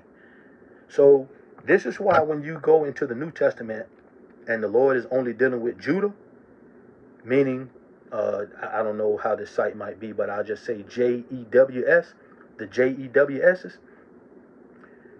That's why he's only dealing with Judah, because he put the other 10 tribes away. That's why you only hear them talking about that particular group of people. So, but just to show you something, I want to show you something here where the Lord said, and Judah was the only one that was left. In verse 19, it says, also Judah kept not the commandments of the Lord their God, but walked in the statutes of Israel, which they made. And the Lord rejected all the seed of Israel and afflicted them and delivered them into the hand of the spoilers until he had cast them out of his sight. For he rent Israel from the house of David, that's the divorce, in Jeremiah 3 and 7 and 8. And they made Jeroboam king, the son of Nabat. But the point that I want to illustrate here is that the Lord rejected both nations. And he said that he put them into the hands of spoilers. The northern kingdom, which are the 10 tribes of Ephraim, they went into captivity under the Assyrians. And the southern kingdom, which is Judah, Benjamin, and Levi, or the other name, JEWS's, guess who they went into captivity under? The Babylonians. See? So now I want to try to tie this together for you real quick and kind of bring it back. Well, I can catch up to it and explain it as I go. I'm starting to stutter and everything now. I've been sitting here for a minute. But anyways, I want to show you the things that Judah did in order for them to be taken into Babylon. And I'm going to show you why why God was still dealing with Judah, even though he put the Israel away. He still dealt with Judah. I'm going to show you why later on. But let me get through this real quick and let me get to it. In the book of 2 Kings, how he just said that Judah saw it. This treacherous sister Judah saw it, and they still didn't turn back to the Lord. And so he punished them both. And now I'm going to show you what they did to get the punishment that they got. In 2 Kings 21, chapter 21, verse 1 to 16. Let me get to it real quick. I'm still dealing with a book here, so just bear with me. All right, chapter 21, 1 to 16. Now, this is Manasseh. Now, you can go over into Jeremiah, and you can read this very same thing. These are the sins of Manasseh, which I probably will go through later on. I think I got it written down here. But anyhow, this is 2 Kings, chapter 21, verse 1. Manasseh was 12 years old when he began to reign, and reigned 50 and 5 years in Jerusalem. And his mother's name was Hephzibah. And he did that which was evil in the sight of the Lord, after the abomination of the heathen, whom the Lord cast out before the children of Israel. For he built up again the high places which Hezekiah his father had destroyed, and he reared up altars for Baal, and made a grove, as did Ahab king of Israel, and worshipped all the host of heaven, and served them. And he built altars in the house of the Lord, of which the Lord said, in Jerusalem will I put my name. And he built altars for all the host of heaven in the two courts of the house of the Lord. And he made his son pass through the fire, and observed times, and used enchantments, and dealt with familiar spirits and wizards. He wrought much wickedness in the sight of the Lord, to provoke him to anger. And he set a graven image of the grove that he had made in the house, of which the Lord said to David and to Solomon his son, in this house and in Jerusalem, which I have chosen out of all tribes of Israel, will I put my name forever.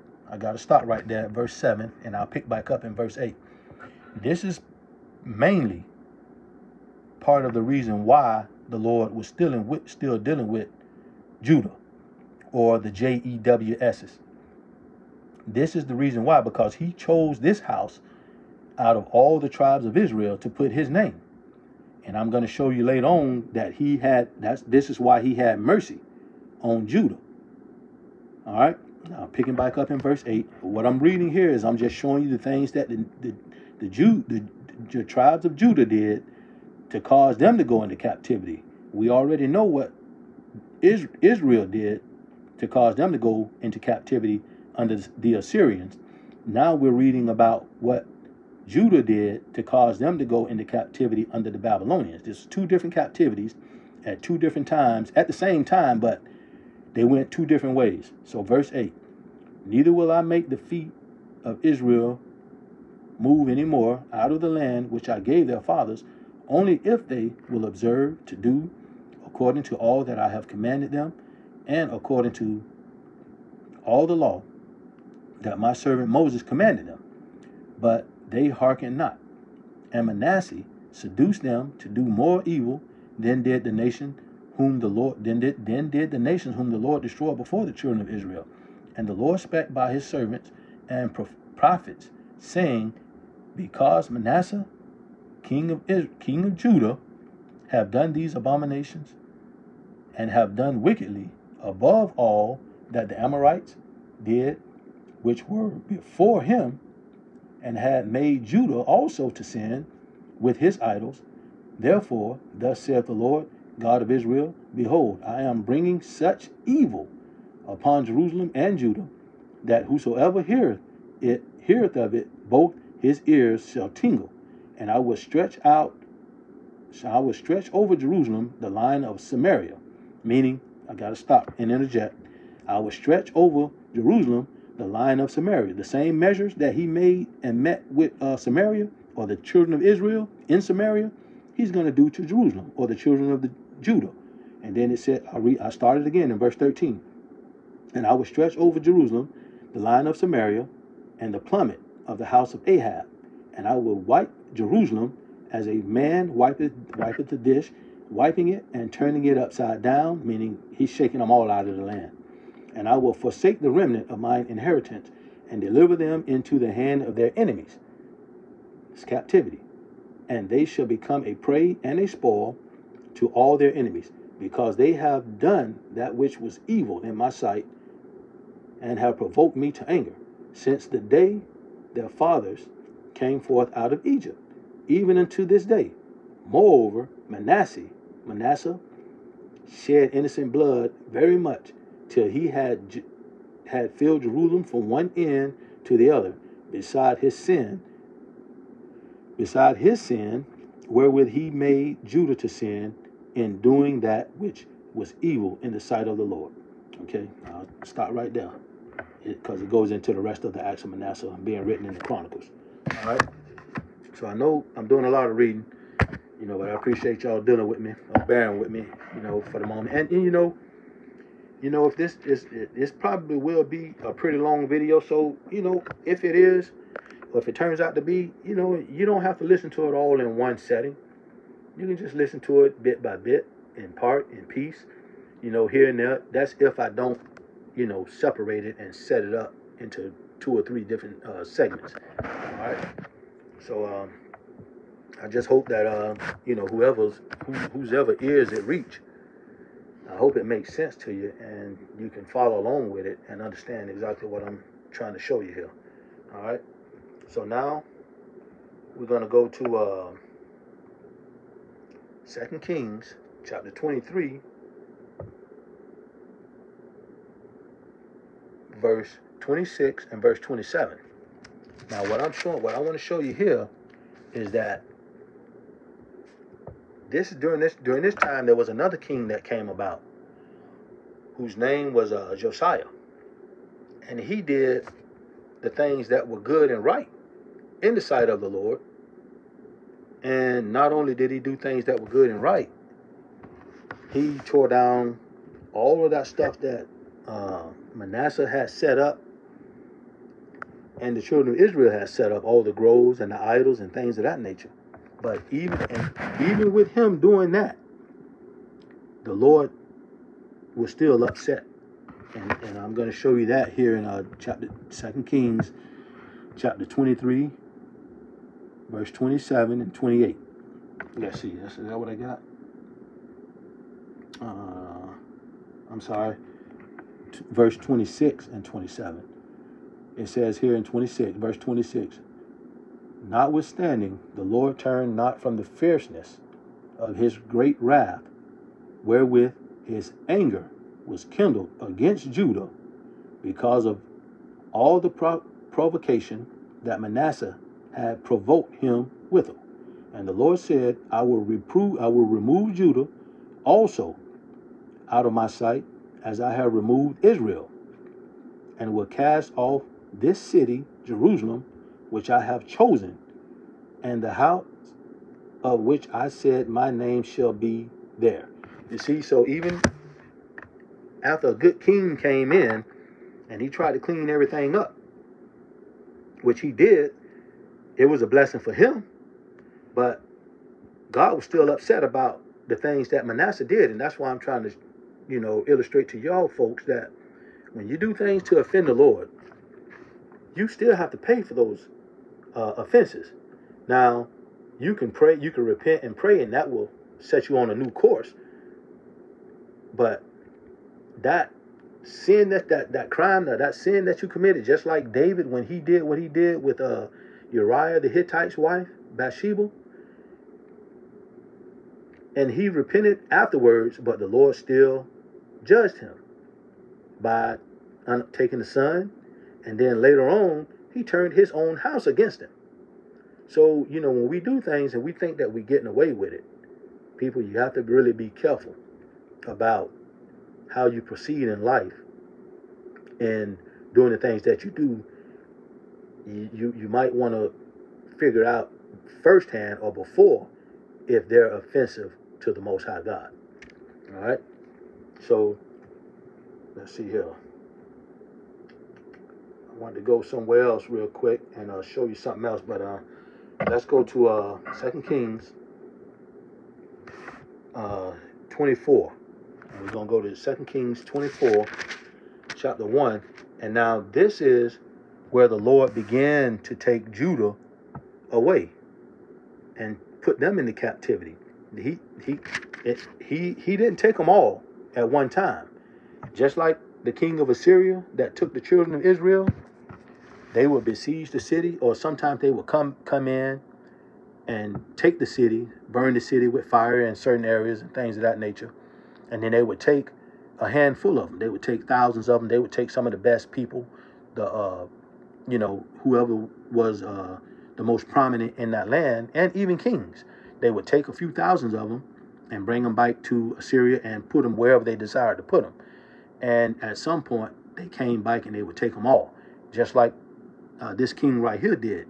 He came and took a few of them, but this is where he began to take them. And I'm going to show you this, and then I'm going to back it up in the book of Daniel.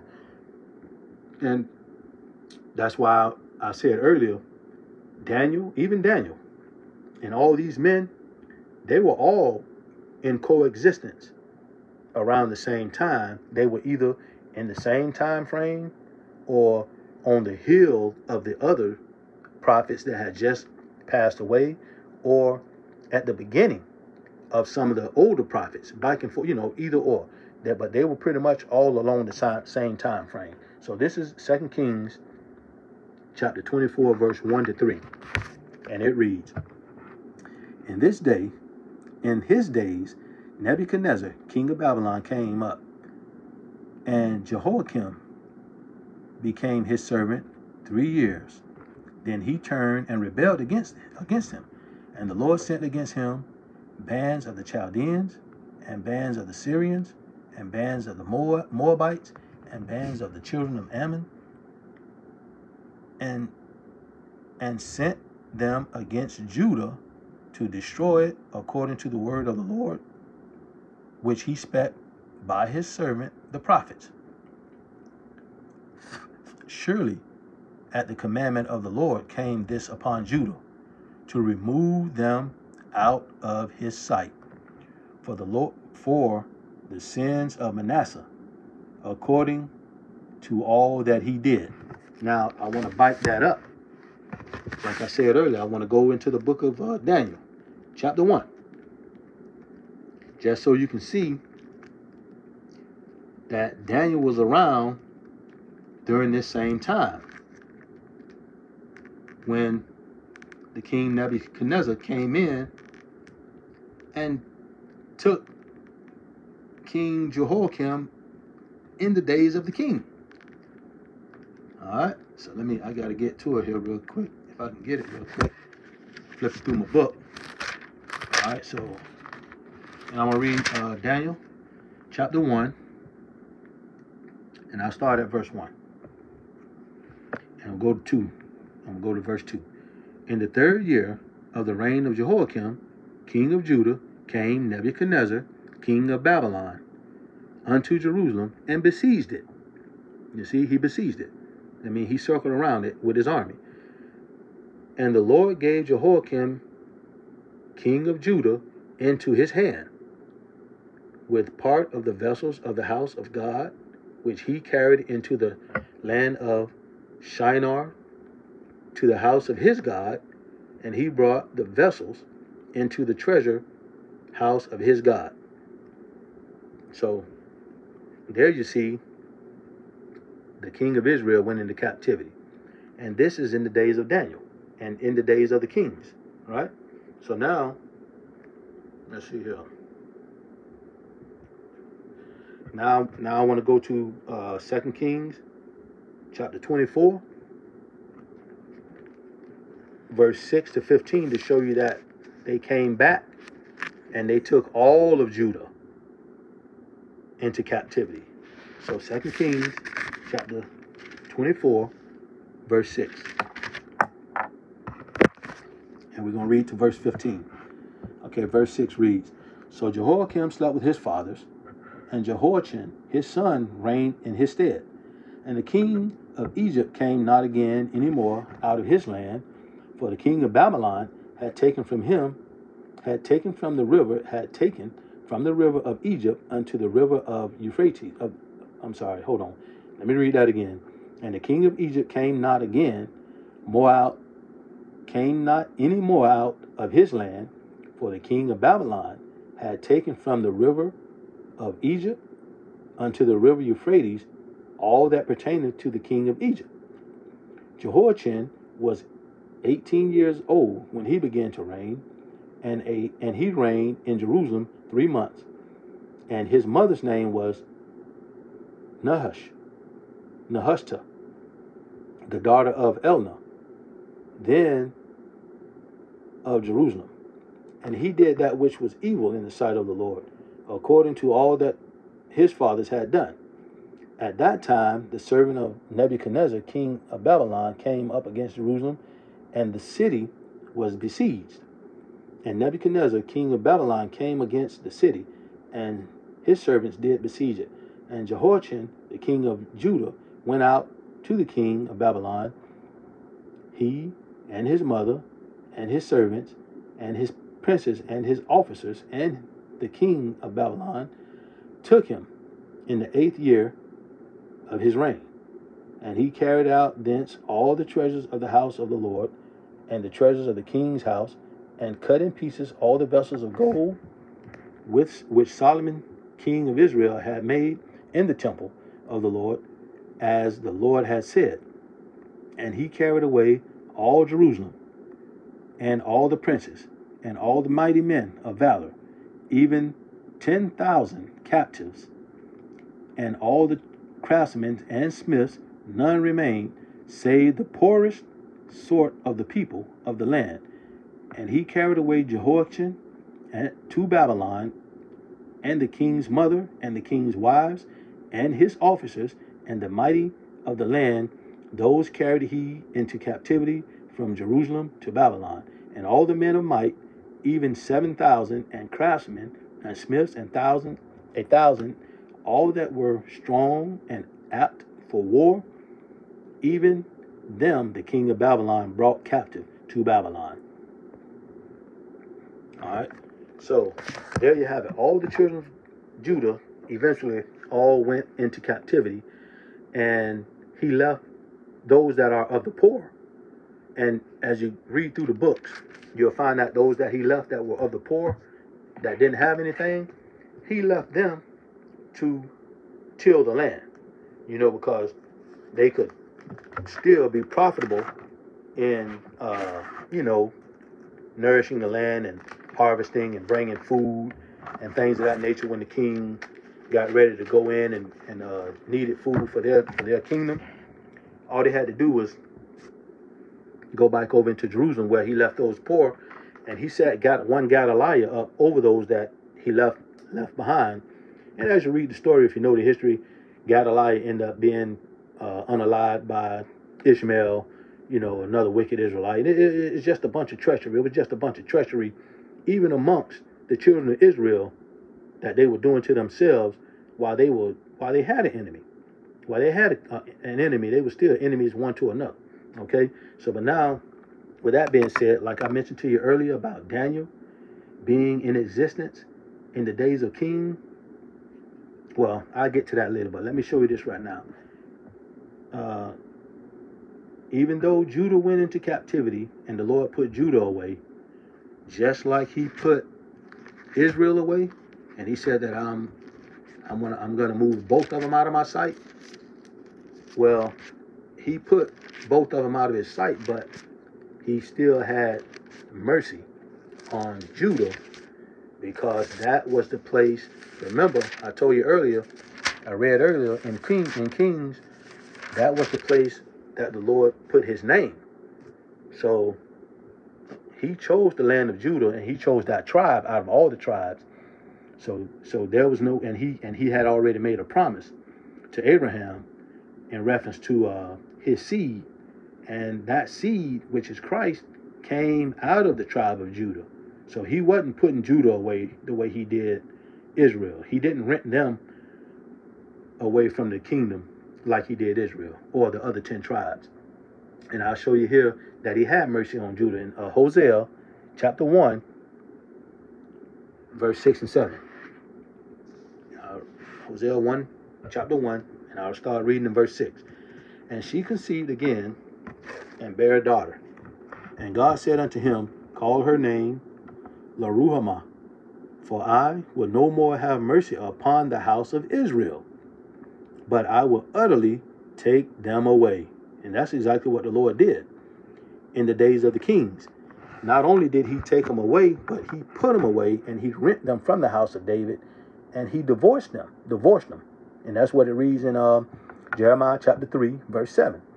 And then it says in verse 7 right here in Hosea chapter 1, verse 7, but I will have mercy upon the house of Judah, and I will save them by the Lord their God, and will not save them by bow, nor by sword, nor by battle, by horses, nor by horsemen.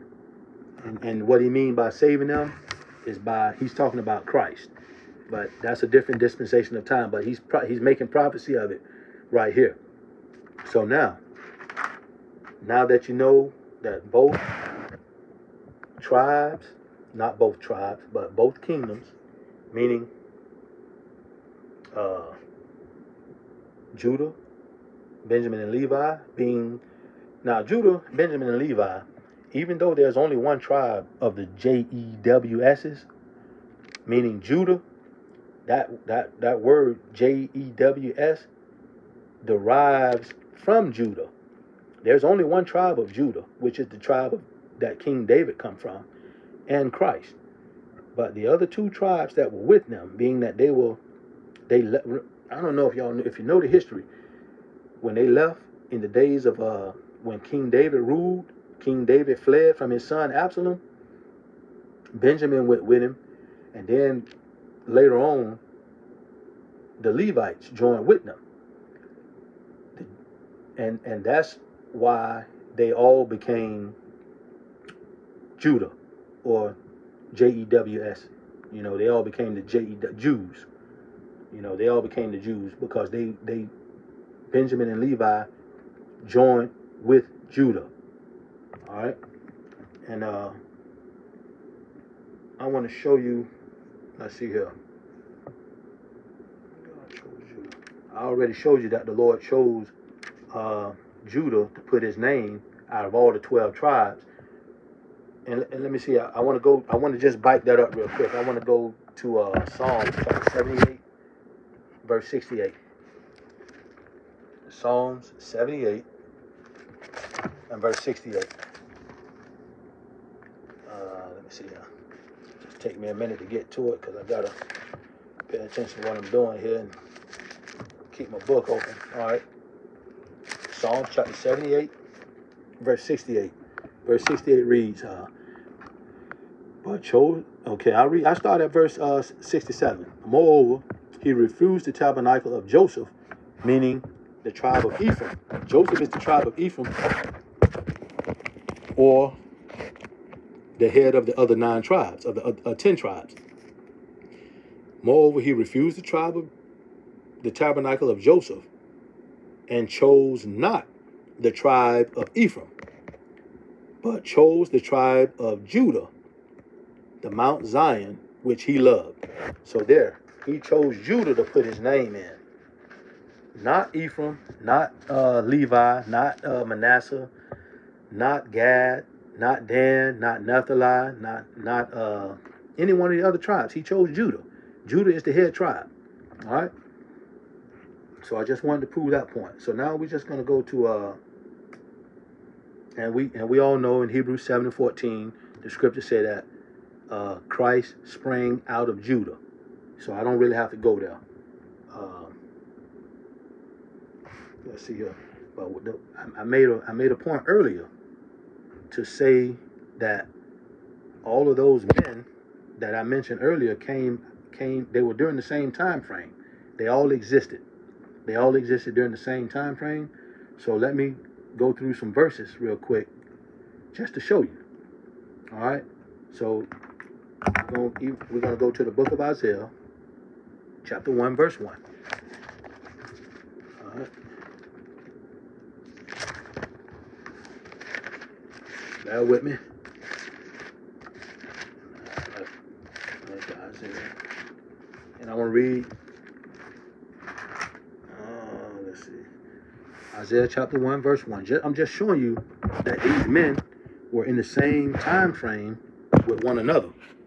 And how you're going to know that is when I read these verses, you're going to see the names of the same kings and the same men in the time of their existence when the scriptures say that the word of the Lord came to them, meaning this is when they got the prophecies of what would happen to the nation of Israel in reference to the captivity that they would go in for being disobedient and not keeping God's commandments in the days of the kings. All right. So these men that I'm going to read, and if you go through the scriptures and you search the names, you're going to see that they are all in the days of the kings. So Isaiah 1, verse 1, the vision of Isaiah, the son of Amos. And this is Amos' son. Amos was one of the prophets that was in existence at that time too, which he saw concerning Judah and Jerusalem in the days of Uzziah, Jotham, Ahaz, and Hezekiah, kings of Judah. All these men were in the days of the kings. These are the kings of Judah. So now I want to show you something else. This is what, like I say, people don't catch on to it. But listen to what it says in the beginning. The vision of Isaiah, the son of Amos, which he saw concerning Judah and Jerusalem in the days of Uzziah. The point that I wanted to point out is Judah and Jerusalem.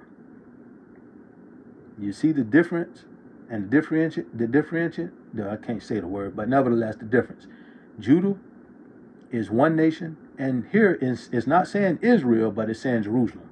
So every now and then the names are interchangeable, and it all depends on the context just as well. If he's only talking about Judah, and you look at the context and he says Israel, it makes a mention of Israel or mention of Jerusalem and or Judah, the context will show you that he's speaking about Judah only. And if he's speaking in a particular place in the Bible where it's speaking and reading and it's making mention of Israel and it's making of Israel only, and it may use Jerusalem, it won't use Judah if it's talking about Israel only, but it may use Jerusalem and or Israel. But nevertheless, I'm showing you that there's two different kingdoms right here because of the split. All right. Now we're going to go to Jeremiah chapter 1 real quick. And I know I'm saying real quick, but it's still taking me a time to move around here. Flip through my book. Okay, Jeremiah chapter 1. Let's see, we're going to go to 1 to 3. The word of the Lord, the words of Jeremiah, the son of Hilkiah, of the priests that were in Anathoth, in the land of Benjamin. Yeah. To whom the word of the, looks like Jeremiah was a Benjamite. Verse 2, to whom the word of the Lord came in the days of Josiah, the son of Ammon, king of Judah, in the 13th year of his reign. It came also in the days of Jehoiakim. Remember Jehoiakim, the king that Nebuchadnezzar came and took? This is in the days of the kings. Jeremiah was there. Jehoiakim, the son of Josiah, king of Judah, unto the end of the 11th year of Zedekiah, the son of Josiah, king of Judah, unto the carrying away of Jerusalem captive in the 5th month. Jeremiah was there when Jerusalem got carried away at this time. So now we're going to go over to Ezekiel. And everything that you're going to read in this Bible, don't worry about Lamentations, because Lamentations is just Lamentations of Jeremiah, so that all pertains to what Jeremiah wrote. But you're gonna realize reading this Bible and going through this Bible that everything in this Bible from beginning to end is talking about Israel, the children of Israel, and that's all. Now it makes reference and I can't think of the word right now, but it talks about other nations and other people just as well. But that's because they were a part of the story of the children of Israel in the time of the existence of the children of Israel, even up to now, even up until this very moment.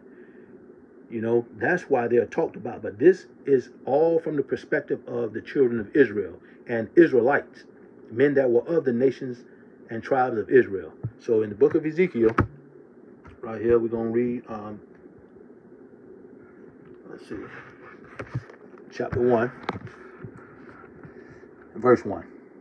Now it came to pass in the 13th year, in the 4th month, in the 5th day of the month, as I was among the captives by the river of Chebar, that the heavens were opened, and I saw visions of God. See, I told you, these men had direct communication with the Most High. In the 5th day of the month, which was the 5th year of King Jehoiachin's captivity. The word of the Lord came expressly unto Ezekiel, the priest, the son of Buzi, in the land of the Chaldeans by the river Chebar, and the hand of the Lord was there upon him. See, even Ezekiel was there in the captivity at that time. So we're going to go from Ezekiel to Daniel, which I think I read this earlier. I know I read it earlier. If you can remember, in Daniel chapter 1, verse 1, I don't know how far I went down, but nevertheless, we'll go back through it. This is Daniel chapter 1, verse 1. In the 3rd year of the reign of Jehoiakim, king of Judah, came Nebuchadnezzar, king of Babylon, unto Jerusalem, and besieged it. And the Lord gave Jehoiakim, king of Judah, into his hand, with part of the vessels of the house of God, which he carried into the land of Shinar to the house of his God, and he brought the vessels into the treasured house of his God. And the king okay, I don't got to go that far, but nevertheless, the point is that even Daniel was in existence in the days of Jehoiakim, and he was there when the children of Israel went into captivity, because Daniel discusses that a lot, you know, throughout his book. He's actually in the captivity, and he not only is in the captivity of Nebuchadnezzar, he witnessed the dream, he interpreted the dream. He was in the captivity of the Medes and the Persians and the Syrians and things of that nature, as well as, I think, to the beginning of the Greek captivity. So the point that I'm making is that these men were all there at the same time. And I'm going to go, I already showed you, I think I showed you Hosea, and then I'm going to probably go as far as Amos. But it goes, the curses and the prophecies that all these men got go all the way up unto Micah in the book. All those men were there at that time. All right. Okay. Now I'll show you in I'll go back to Hosea. Hosea chapter 1 and verse 1. Hosea chapter 1 verse 1. The word of the Lord that came unto Hosea, the son of Beri, in the days of Uzziah. There's another king in the book of Kings: Josiah, Jotham, Ahaz, and Hezekiah, kings of Judah, in the days of Jeroboam, the son of Joash, king of Israel. You see? And then we're going to go to one more, which is Amos, which is, I think this is Isaiah's father. Amos, chapter 1, verse 1. The word of Amos, who was among the herdmen of Tekoa, which he saw concerning Israel in the days of Uzziah, king of Judah, and in the days of Jeroboam, the son of Josiah, king of Israel, 2 years before the earthquake. So these men got the prophecies in their time, all of these men in the days of the kings, and they prophesied to the children of Israel way back then for years, and they didn't listen, didn't want to hear, didn't want to listen, just like we are today, hard-headed, stiff-necked, and I'll show you partly that there's reason for that, but nevertheless, let me now try to get into the curses where I've been trying to get to, just to make the points that I want to make and show these curses taking place amongst the children of Israel in the days of Jeremiah and all these prophets that I just mentioned to you: Hosea, Amos, Ezekiel, Isaiah, Jeremiah, Daniel. And the things that they prophesy not only affect the children of Israel in their day and time, but it affects us to this very day. All right? So we're going to go to book of Deuteronomy, chapter 1. Now this is, remember I've already given you how the children of Israel got their name from their father, which was Jacob, who the Lord changed his name to Israel in Genesis 35 and 10. And then from there, after they were in captivity, and then they came out of captivity of Egypt, and the Lord brought them into the wilderness, and they took the journey, and then they came up to the point where God got them set up and got ready to go in to take the land, showing you that God is a man of war, just like Exodus 3 and 15 says. And I know that's the people speaking, but they spoke that in the song because that's what the Lord had just did to the Egyptians when they came to try to overtake them, and the Lord caused the sea to open up, the Red Sea, and then after the Egyptians got in it, he closed it up and drowned them all, and Pharaoh. So that's why those men and women sang that song and mentioned that God is a man of war, because he loves war. And all throughout the Bible, this war exists because of God. What the Lord, well, it's not, it's because of what people do. When people don't do right, the Lord allows it to happen. That's why early on I mentioned to you guys how the Lord allowed the children of Israel to go in and to remove those nations. And it wasn't because of the righteousness of the children of Israel, but it was because of the wickedness of those other nations.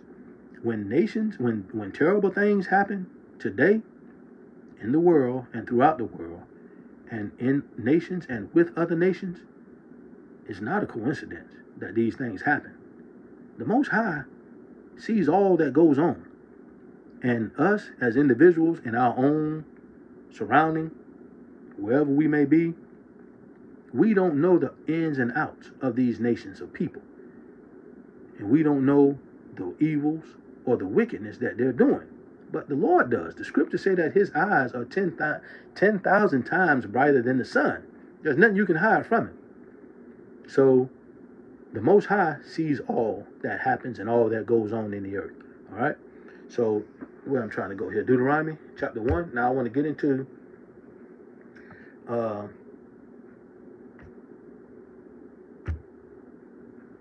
the curses that I said that the Lord would bring, that the scripture said that the Lord would bring down upon the children of Israel. And I just want to go here just to show you who God is talking to. And this is after they had just came out of war with the Amalekites. All right? So Deuteronomy chapter 1, verse 1. And this is who the Most High is talking to, and this is all he's talking to. And it reads, chapter 1, Deuteronomy chapter 1, verse 1. These be the words which Moses spake unto all Israel on this side Jordan in the wilderness, in the plain over against the Red Sea, between Paran and Tophel and Laban and Hazeroth and Dizahat. That's it. He's only talking to the children of Israel. So we're going to go from there, and I'm going to try to move along a little bit better now. 28, Deuteronomy chapter 28. And we're going to go to verse 1. And just to show you how the Lord would set the children of Israel up and what he requires for them to be set up, what's required of them to be set up. Deuteronomy chapter 28, verse 1 and 2. And which I read this earlier, but now I'm just going into, I'm putting it to see. I just want to work my way up to this point to get to these curses. And it shall come to pass, if thou shalt hearken diligently unto the voice of the Lord thy God, to observe and to do all his commandments, which I command thee this day, that the Lord thy God will set thee on high above all nations of the earth, and all these blessings shall come on thee and overtake thee, if thou shalt hearken unto the voice of the Lord thy God. In order for those blessings to come upon the children of Israel, they had to hearken unto the voice of the Lord thy God and do and keep his commandments. And now I'm not going to harp on the blessings, because I mainly want to harp on the curses and show those. So we're going to go to Deuteronomy 28 and 15 to show you the reverse side of that if they don't hearken to the voice of the Lord, which I read this earlier too. But it shall come to pass, verse 15, but it shall come to pass, if thou wilt not hearken unto the voice of the Lord thy God, to observe, to do all his commandments and his statutes, which I command thee this day, that all these curses shall come upon thee and overtake thee. Now, he's saying all these curses are going to come upon you and overtake you. So this verse 15 is the warning as to what will happen if they don't do what God said do. So now I'm going to continue to read, and I'm going to go into these curses, and I'm going to try to make sense of them and give understanding of them, and detailed understanding. And later on, I'm going to show you how they coincide or compare to what happened to not Israel, not only in that time, but in the current time of life today as well. All right, so we're going to go to, well, the next verse, which is 16. I'm going to show you where this curse is and how it took place. Verse 16. Cursed shall thou be in the city, and cursed shall thou be in the field. Now, this is, remember, the Lord put the children of Israel in captivity, and he started way back in the days of the kings. And this is prophecy of those curses. This is in Deuteronomy. We haven't even gotten that far yet. We ain't even in the book of Kings yet. But this is speaking on the curses that's going to happen and begin to take place in the book of Kings, but going all up into the days of Jeremiah, Daniel, Hosea, Isaiah, and all the rest of the prophets. So now I want to show you where the curses took place in the book of Jeremiah in reference to being cursed in the city and being cursed in the field. All right? And we're going to go to Jeremiah chapter 5, verse 6.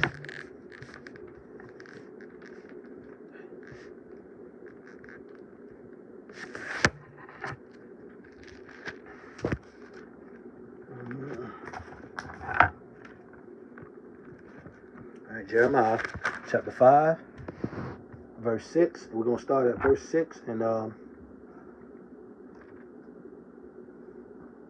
let's see. Ooh. I think I might read to verse 25. It's a lot of reading. I didn't think. No. There's two. I'm sorry. It's two different verses. Chapter 5, verse 6. And then we're going to go to chapter 6, verse 25. And it, along with a handful of other verses that I'm going to show you how they were cursed in the city and in the field. Like I said earlier, all these curses didn't happen simultaneously. And they are not in chronological order. And they're in different dispensations of time. And they're in, some of them happen in Jeremiah. Some of them happen in Ezekiel. Some of them happen in Daniel's time. Some of them happen in Hosea's time. Some of them happen in Amos's time. And I'm going to go through these books. I've already collectively gone through the books and to put these curses together to show you how to make sense of Deuteronomy 28, the curses of the Bible that befell the children of Israel. Chapter 28, verse 16 down to 68. All right. So this is Jeremiah 5 and 6. Okay. This is in reference to being cursed in the city and cursed in the field. And it says here in verse 6, wherefore a lion out of the forest shall slay them, and a wolf of the evening shall spoil them.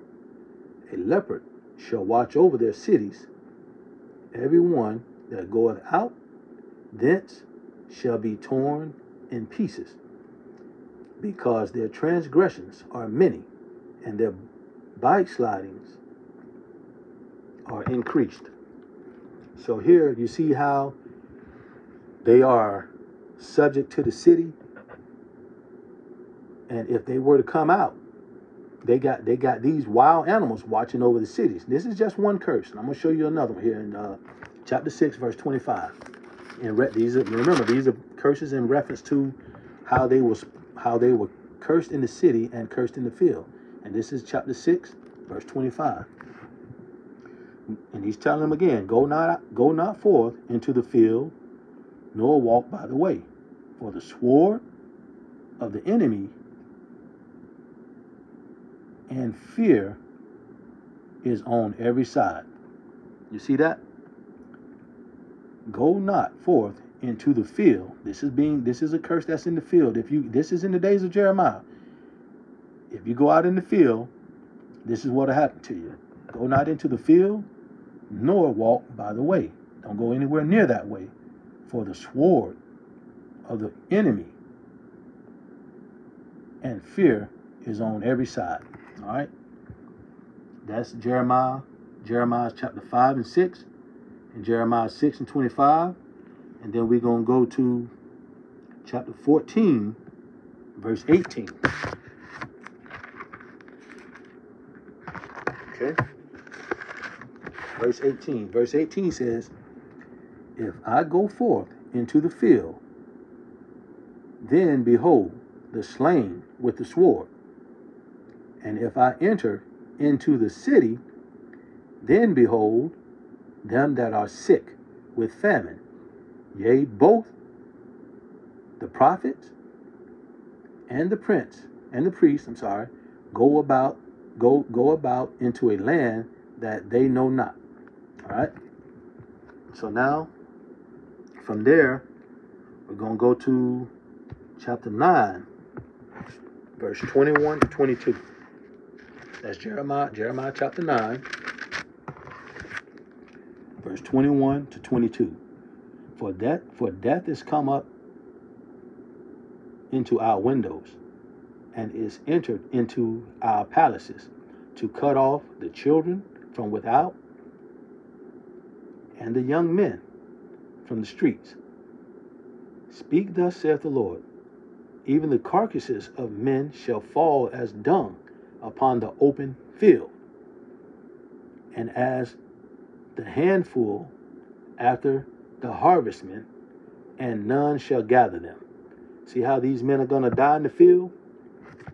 You understand? This is the curse that the Lord is talking about, that the children of Israel would be cursed in the field and cursed in the city. Later on, I'll show you how that equates to being cursed in the city and in the field here in America, which most of us already know, you know. But this was a different time, and there were different measures, and I'm going to show you how that works just as well. All right. So now we're going to go over to let's see, Deuteronomy chapter 28:17, which is, it reads, I'm going to go one by one. Cursed shall be thy basket and thy store. Let's see. We're going to go to Jeremiah chapter 5, 14 to 17. Jeremiah chapter 5, 14 to 17. Jeremiah chapter 5, 14 to 17. And you're gonna see that some of these curses that take place, a lot of them are repeated curses. So if I read a curse and it's a repeated curse, at some point I'll probably just say, okay, that's just making reference to the same curse here or there, or whatever it might be. All right. So Jeremiah, let's see where we at. Chapter 5, 14 to 17. So I start in 14. Wherefore thus saith the Lord, God of hosts, because ye speak this word, behold, I will make my word in thy mouth fire, and this people wood, and it shall devour them. Lo, I will bring a nation upon you from far, O house of Israel, saith the Lord.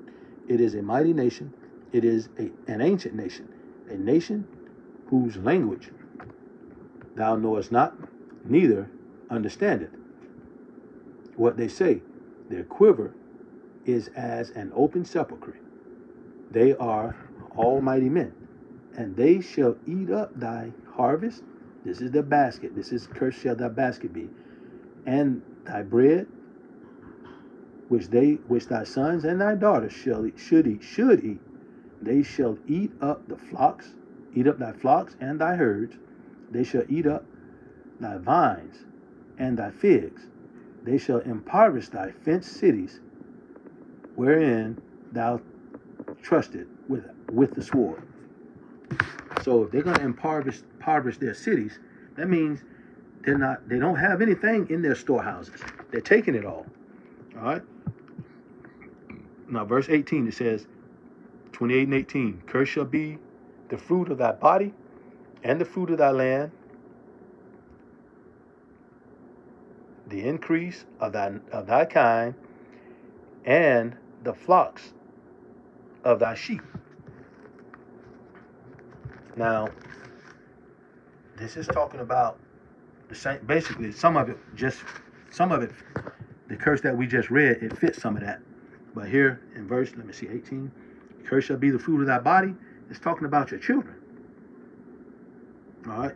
So let's go Jeremiah chapter 16 and 4.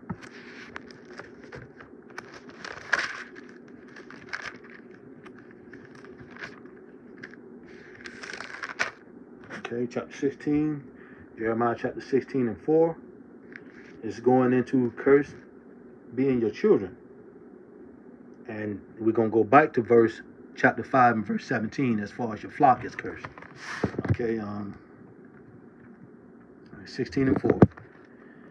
They shall die. This is talking about you. I'll start at 3. For thus saith the Lord, you know what? I'll start at verse 1, 16 and 1. The word of the Lord came also unto me, saying, Thou shalt not take thee a wife, neither shalt thou have sons or daughters in this place. For thus saith the Lord, concerning the sons and concerning the daughters that are born in this place, and concerning their mothers that bear them, and concerning their fathers that begat them in this land, they shall die of grievous deaths. They shall not be lamented, neither shall they be buried, but they shall be as dung upon the face of the earth, and they shall be consumed by the sword and by famine, and their carcasses shall be meat for the fowls of of heaven, and for the beasts of the earth. All right, see, that's the curse being the fruit of your womb, talking about your children. In right here in the days of Jeremiah, chapter 16, verse 4. And then the other part of that curse is, it talks about the fruit of your land and the increase of thy kind and thy flocks and sheep.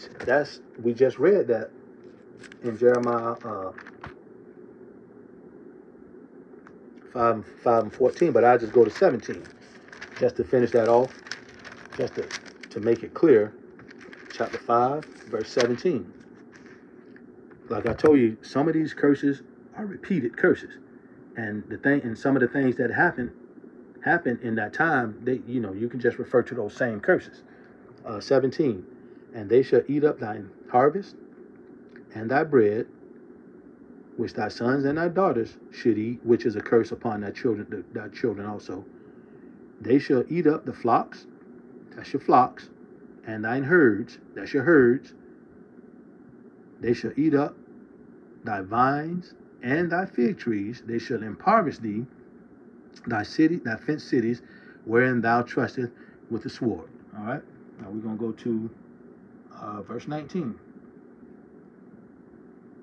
Let's see here. Verse 19. Okay, and, verse 19 says, this is Deuteronomy 28 and 19. Cursed shall thou be when thou comest in, and cursed shall thou be when thou goest out. Now, this is talking about entering and exiting the city, which is what we already covered. I think that was, let me go back up to the verse.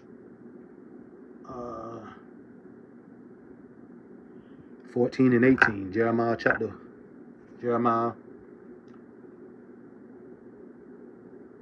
14, verse 18.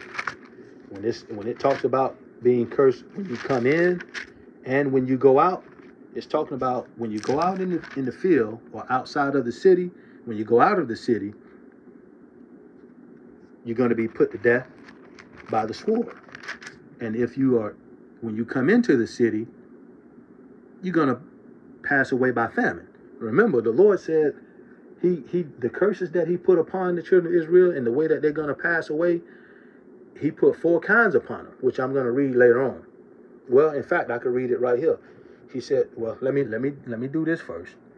Chapter 14, verse 18, in reference to being cursed, coming in and going out. It says here in verse 18, chapter 14, verse 18, if I go forth into the field, this is going out of the city, then behold the slain with the sword. And if I enter into the city, then behold them that are sick with famine.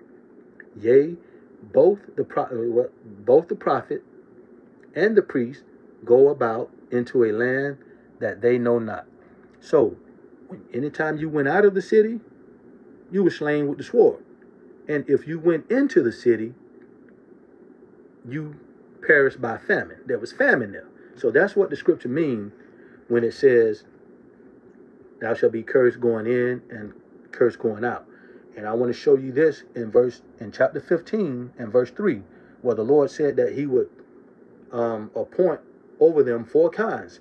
When he told Moses,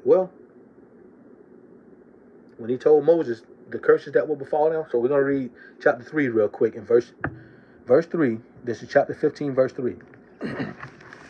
I will appoint over them 4 kinds, saith the Lord, the sword to slay, and the dogs to tear, and the fowls of the heaven, and the beasts of the earth to devour and destroy. Now, famine is one of those, it didn't say it here specifically, but famine is one also. I'll get another scripture later on that's going to show you that. All right, so that covers being cursed when you go in and out. Now we're going to do chapter 28, verse 20. The Lord shall send upon thee cursing, vexation, and rebuke, in all that thou settest thine hand unto for to do, until thou be destroyed, and until thou perish quickly, because of the wickedness of thy doings, whereby thou hast forsaken me. And that's just to illustrate on it. It's just talking about the curses that's going to befall them and the different ways that God is going to punish them. All right, that's all that's talking about. So then we're going to go to verse 21. It says, chapter 28, verse 21, the Lord shall make the pestilence cleave unto thee until he have consumed thee from off the land, whether thou goest to possess it. All right. Now we're going to go to Amos, chapter 4, verse 9 and 10 to show the pestilence that he's talking about.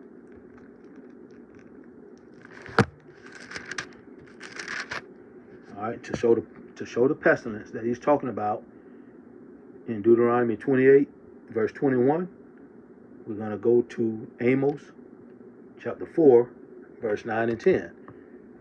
Verse 9 reads, I have smitten you with blasting and mildew, when your gardens and your vineyards and your fig trees and your olive trees increase, the palmer worm devour them. Yet have ye not returned unto me, saith the Lord. I have sent among you the pestilence, after the manner of Egypt. Your young men have I slain with the sword, and have taken away your horses, and I have made the stink of your camps to come up unto your nostrils. Yet have ye not returned unto me, saith the Lord. So there you go. That's the pestilence of the curse in Deuteronomy 28, 21. And 22, it pretty much is 22, pretty much, hold on.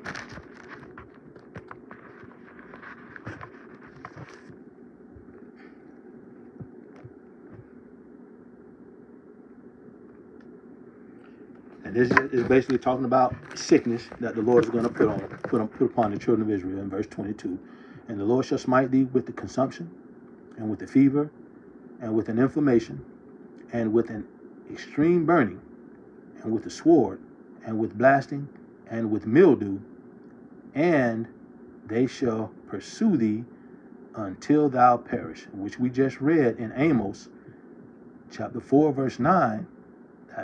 That blasting and the mildew, that covers that curse, which I'm going to go back to it. Amos chapter 4, verse 9. I have smitten thee, this is verse 9. I have smitten thee with blasting and mildew, when your gardens and your vineyards and your fig trees and your olive trees increase, the palmer worm devour them, yet ye have not turned unto me, saith the Lord. The Lord been trying to get Israel to turn back to him, but we like to put our trust in everything else and everybody else, and it's almost like there's something wrong with our brains. We don't know how to just turn back to the Lord. Okay, so now we're going to go to Deuteronomy chapter 28, verses 23 to 24, and these curses are in reference to, I will show you. And the heaven, this is verse 23, and thy heaven that is over thy head shall be brass, and the earth that is under thy feet, that is under thee, shall be iron. The Lord shall make the rain of thy land powder and dust. From heaven shall it come down upon thee until thou be destroyed. So now let me show you those curses that God is talking about, and they're in the book of Isaiah. I got to keep up with what I got going on here.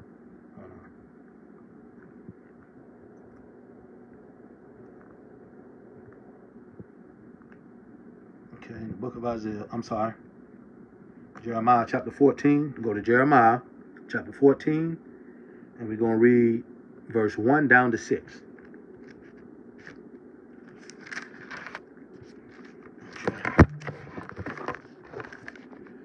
Jeremiah chapter 14, verse 1. Now, this is talking about, God just said in verse, he's talking about making their rain like powder and the earth beneath their feet like iron. And this is chapter 14, verse 1. The word of the Lord that came to Jeremiah concerning the dearth meaning drought. Judah mourneth, and the gates thereof languish. They are black unto the ground, and the cry of Jerusalem is gone up, and their nobles have sent their little ones to the waters. They came to the pits and found no water. They return with their vessels empty. They are ashamed and confounded, and covered their heads, because the ground is chapped. For there was no rain in the earth. The plowmen were ashamed, they covered their heads. Yea, the hind also calved in the field, and forsook it, because there was no grass. And the wild asses did stand in the high places, they snuffed up the wind like dragons. Their eyes did fail, because there was no grass. Okay, I'll stop right there, and I'll explain a little bit. Now, here when it says the nobles, in verse 3, the nobles sent their little ones to the waters. They came to the pits and found no water. There was no water, because the Lord stopped the rain, so the pits never filled up. So there was no water for them to get from the pits. And then, as it continues on, they came back with empty vessels. And then it says here, it tells you, because the ground was chapped, because there was no rain. And the plowmen were ashamed, they covered their heads. Yea, the hind also calved in the field. When the hind is calving in the field, you know how they're trying to dig something up? You know, and only thing they're getting is dirt and dust. There's no grass there, you know, from the get anything, or no moisture, no water, or anything like that for that matter. And then it says the wild ass, in verse 6, it says the wild ass did stand in the high places. They snuffed up the wind like dragons. Their eyes did fail, because there was no grass. You know, animals have a sense of being able to detect water. So those asses, when they snuffed up the wind, trying to smell water, to try to figure out which way to go to get the water, there was none. They snuffed up the wind like dragons. Their eyes did fail. They failed because they couldn't find any water, and they need the water to cause the grass to grow, so they would have something to eat. So that didn't happen. You understand? So that's one of the curses that the Lord shows in reference to Deuteronomy 28 and 24, in reference to no rain. And I'm going to show you one more in the book of Amos, chapter 4. We're going to go to Amos chapter 4 again.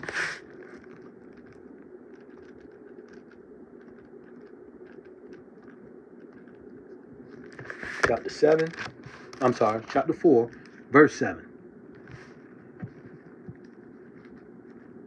7 and 8. And also, verse 7, and also I have withholden the rain from you when there were yet 3 months to the harvest, and I caused it to rain upon one city, and caused it not to rain upon another city. One place was rained upon, and the pieces whereupon it rained not withered.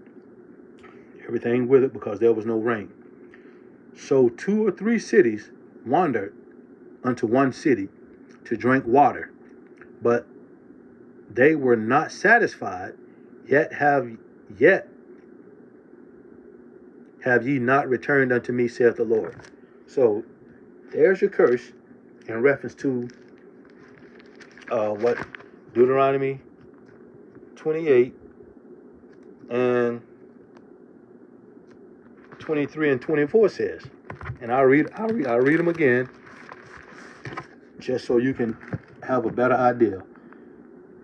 And thy heaven that is, this is verse 23, and thy heaven that is over thy head shall be brass. You can't get rain out of brass unless you got a water system hooked up, with water coming from the ground. But normally you can't get rain from brass. And the earth that is under thy feet shall be iron. And you can't grow anything out of iron. Okay, the Lord shall make, he's telling you, the Lord shall make the rain of the land powder and dust. From heaven shall it come down upon thee until thou be destroyed. Okay, the Lord shall cause thee to be smitten before thine enemies. This is verse 25. Thou shalt go out one way against them and flee 7 ways before them, and shalt be removed into all kingdoms of the earth. Okay, so now we have verse 25, where the Lord is talking about the children of Israel going into war. And in this war that they go into, it's going to come a time and point where they're not going to be able to stand against their enemies. And I want to show you a couple places. Well, just one. Well, we'll go to 2 Kings 25, chapter 25. 2 Kings chapter 25 real quick. Remember, these curses didn't only happen in the days of Jeremiah. They began in the days of the kings. So we're going to go, that's why we're going to the book of the Kings. 2 Kings chapter 25, verse 1 to 4.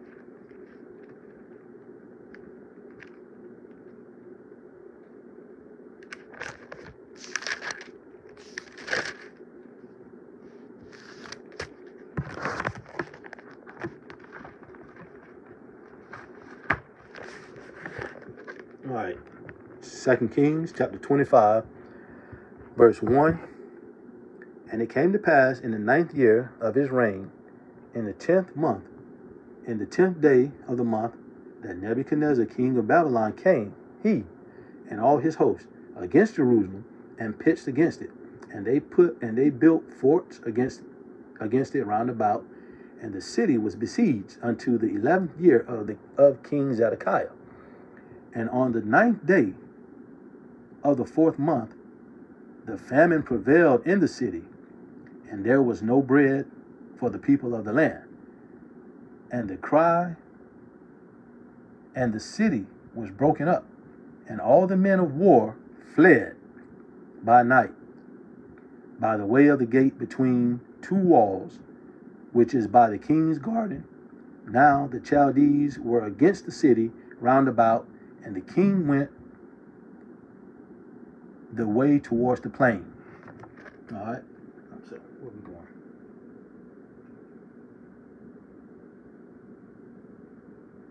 All right, and that's it on that.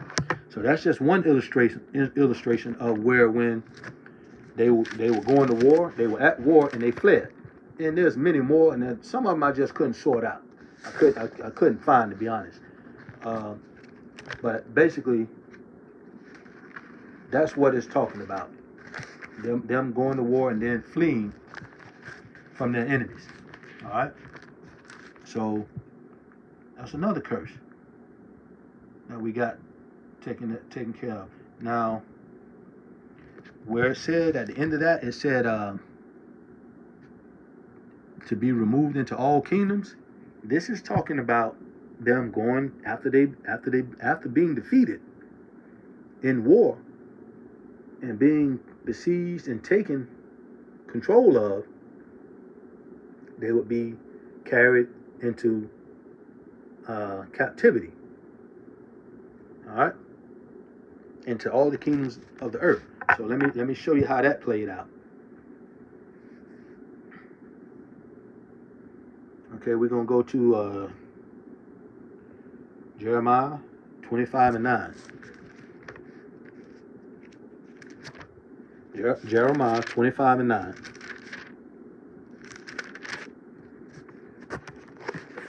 All right.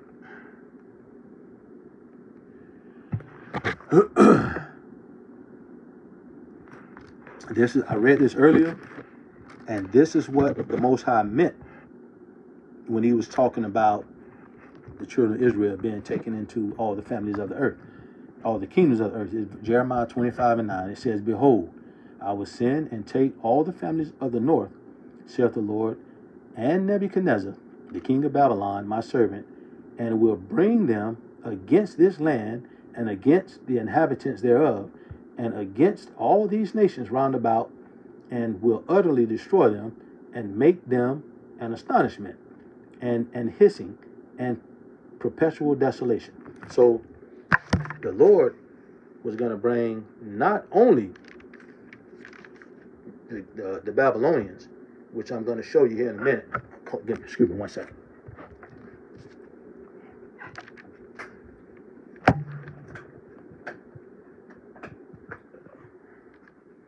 Okay. All right. The Lord.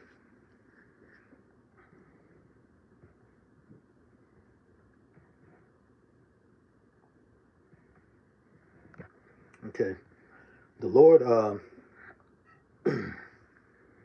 didn't only mean Nebuchadnezzar when he said all the families of the north.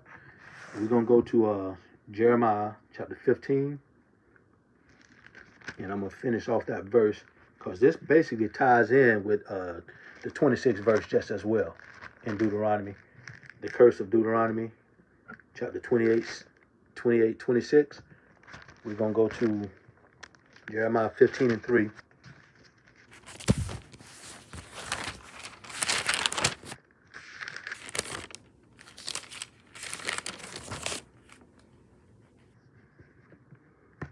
Okay. Jeremiah 15:3 to verse 5. We're going to start at verse 3. "And I will appoint over them 4 kinds, saith the Lord, the sword to slay, and the dogs to tear, and the fowl of the heaven, and the beasts of the earth to devour and destroy. And I will cause them to be removed into all kingdoms of the earth because of Manasseh, the son of Hezekiah, king of Judah, for that which he did in Jerusalem." You see? From there, the Lord had the children of Israel go into all the kingdoms of the earth in captivity. And I'm going to show you that in a minute. But give me 1 second. Let's see, Deuteronomy. All right.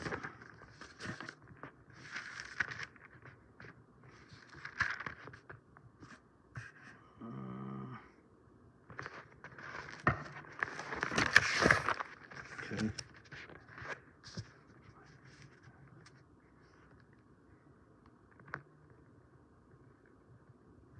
Okay, so that covers chapter 25.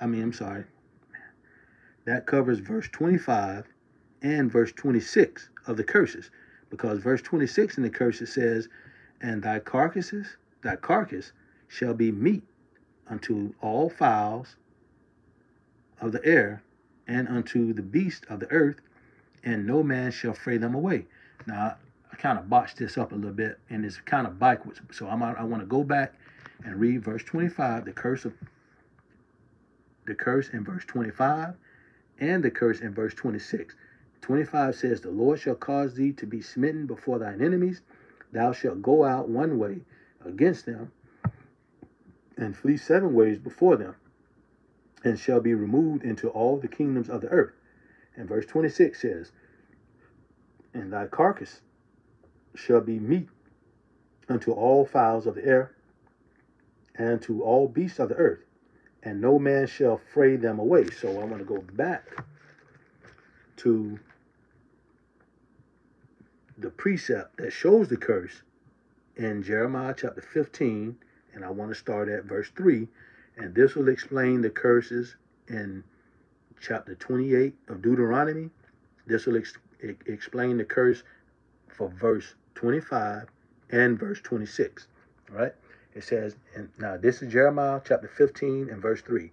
"And I will appoint over them 4 kinds, saith the Lord, the sword to slay, and the dogs to tear, and the fowls of the heaven, and the beast of the earth to devour and destroy. And I will cause them to be removed into all the kingdoms of the earth because of Manasseh, the son of Hezekiah, king of Judah, for that which they did in Jerusalem. All right? So that covers those curses in verse 25 and verse 26. And then verse 27 says, the Lord will smite thee with the botch of Egypt, and with the emerald, and with the scab, and with the itch whereof thou canst not be healed. And the Lord shall smite thee with... Okay, I'll get into verse 28. But verse 27, let's deal with verse 27 real quick. And that's going to be...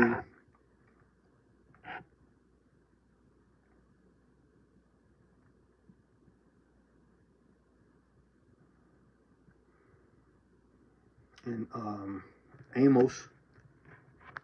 Let's see. We're going to go to Amos chapter 4 again. Just to show what he's talking about in reference to that botch of Egypt.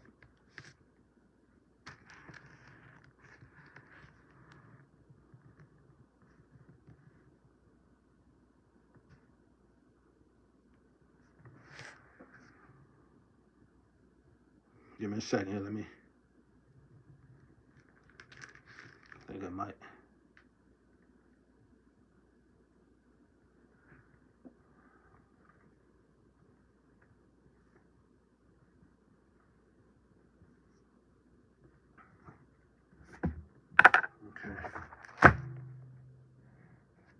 So it's Amos chapter 4. We're going to go chapter 4 again, verse 9 to 10. Once I get to the botch, and then I'll just cut it off right there. But verse 9, Amos chapter 4, verse 9. I have smitten you with the blasting of milk and mildew when your gardens and your vineyards and your fig trees and your olive trees increase, the palmer worm devour them.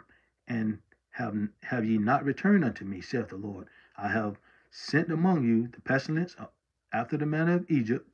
Your young men have I slain with the sword, and have taken away your horses, and I have made the stink of your camps to come up unto your nostrils.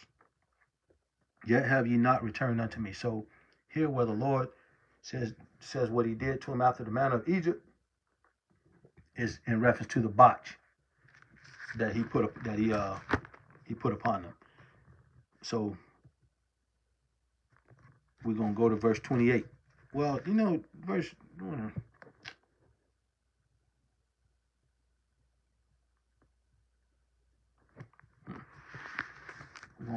verse 28. Yeah, 27. That's kind of sketchy. But verse 28, the Lord shall smite thee with madness and blindness and astonishment of heart. Now, I have to explain this one to you. But we're gonna go back. We're gonna go back first. And go to where it speaks about the children of Israel being removed into all kingdoms.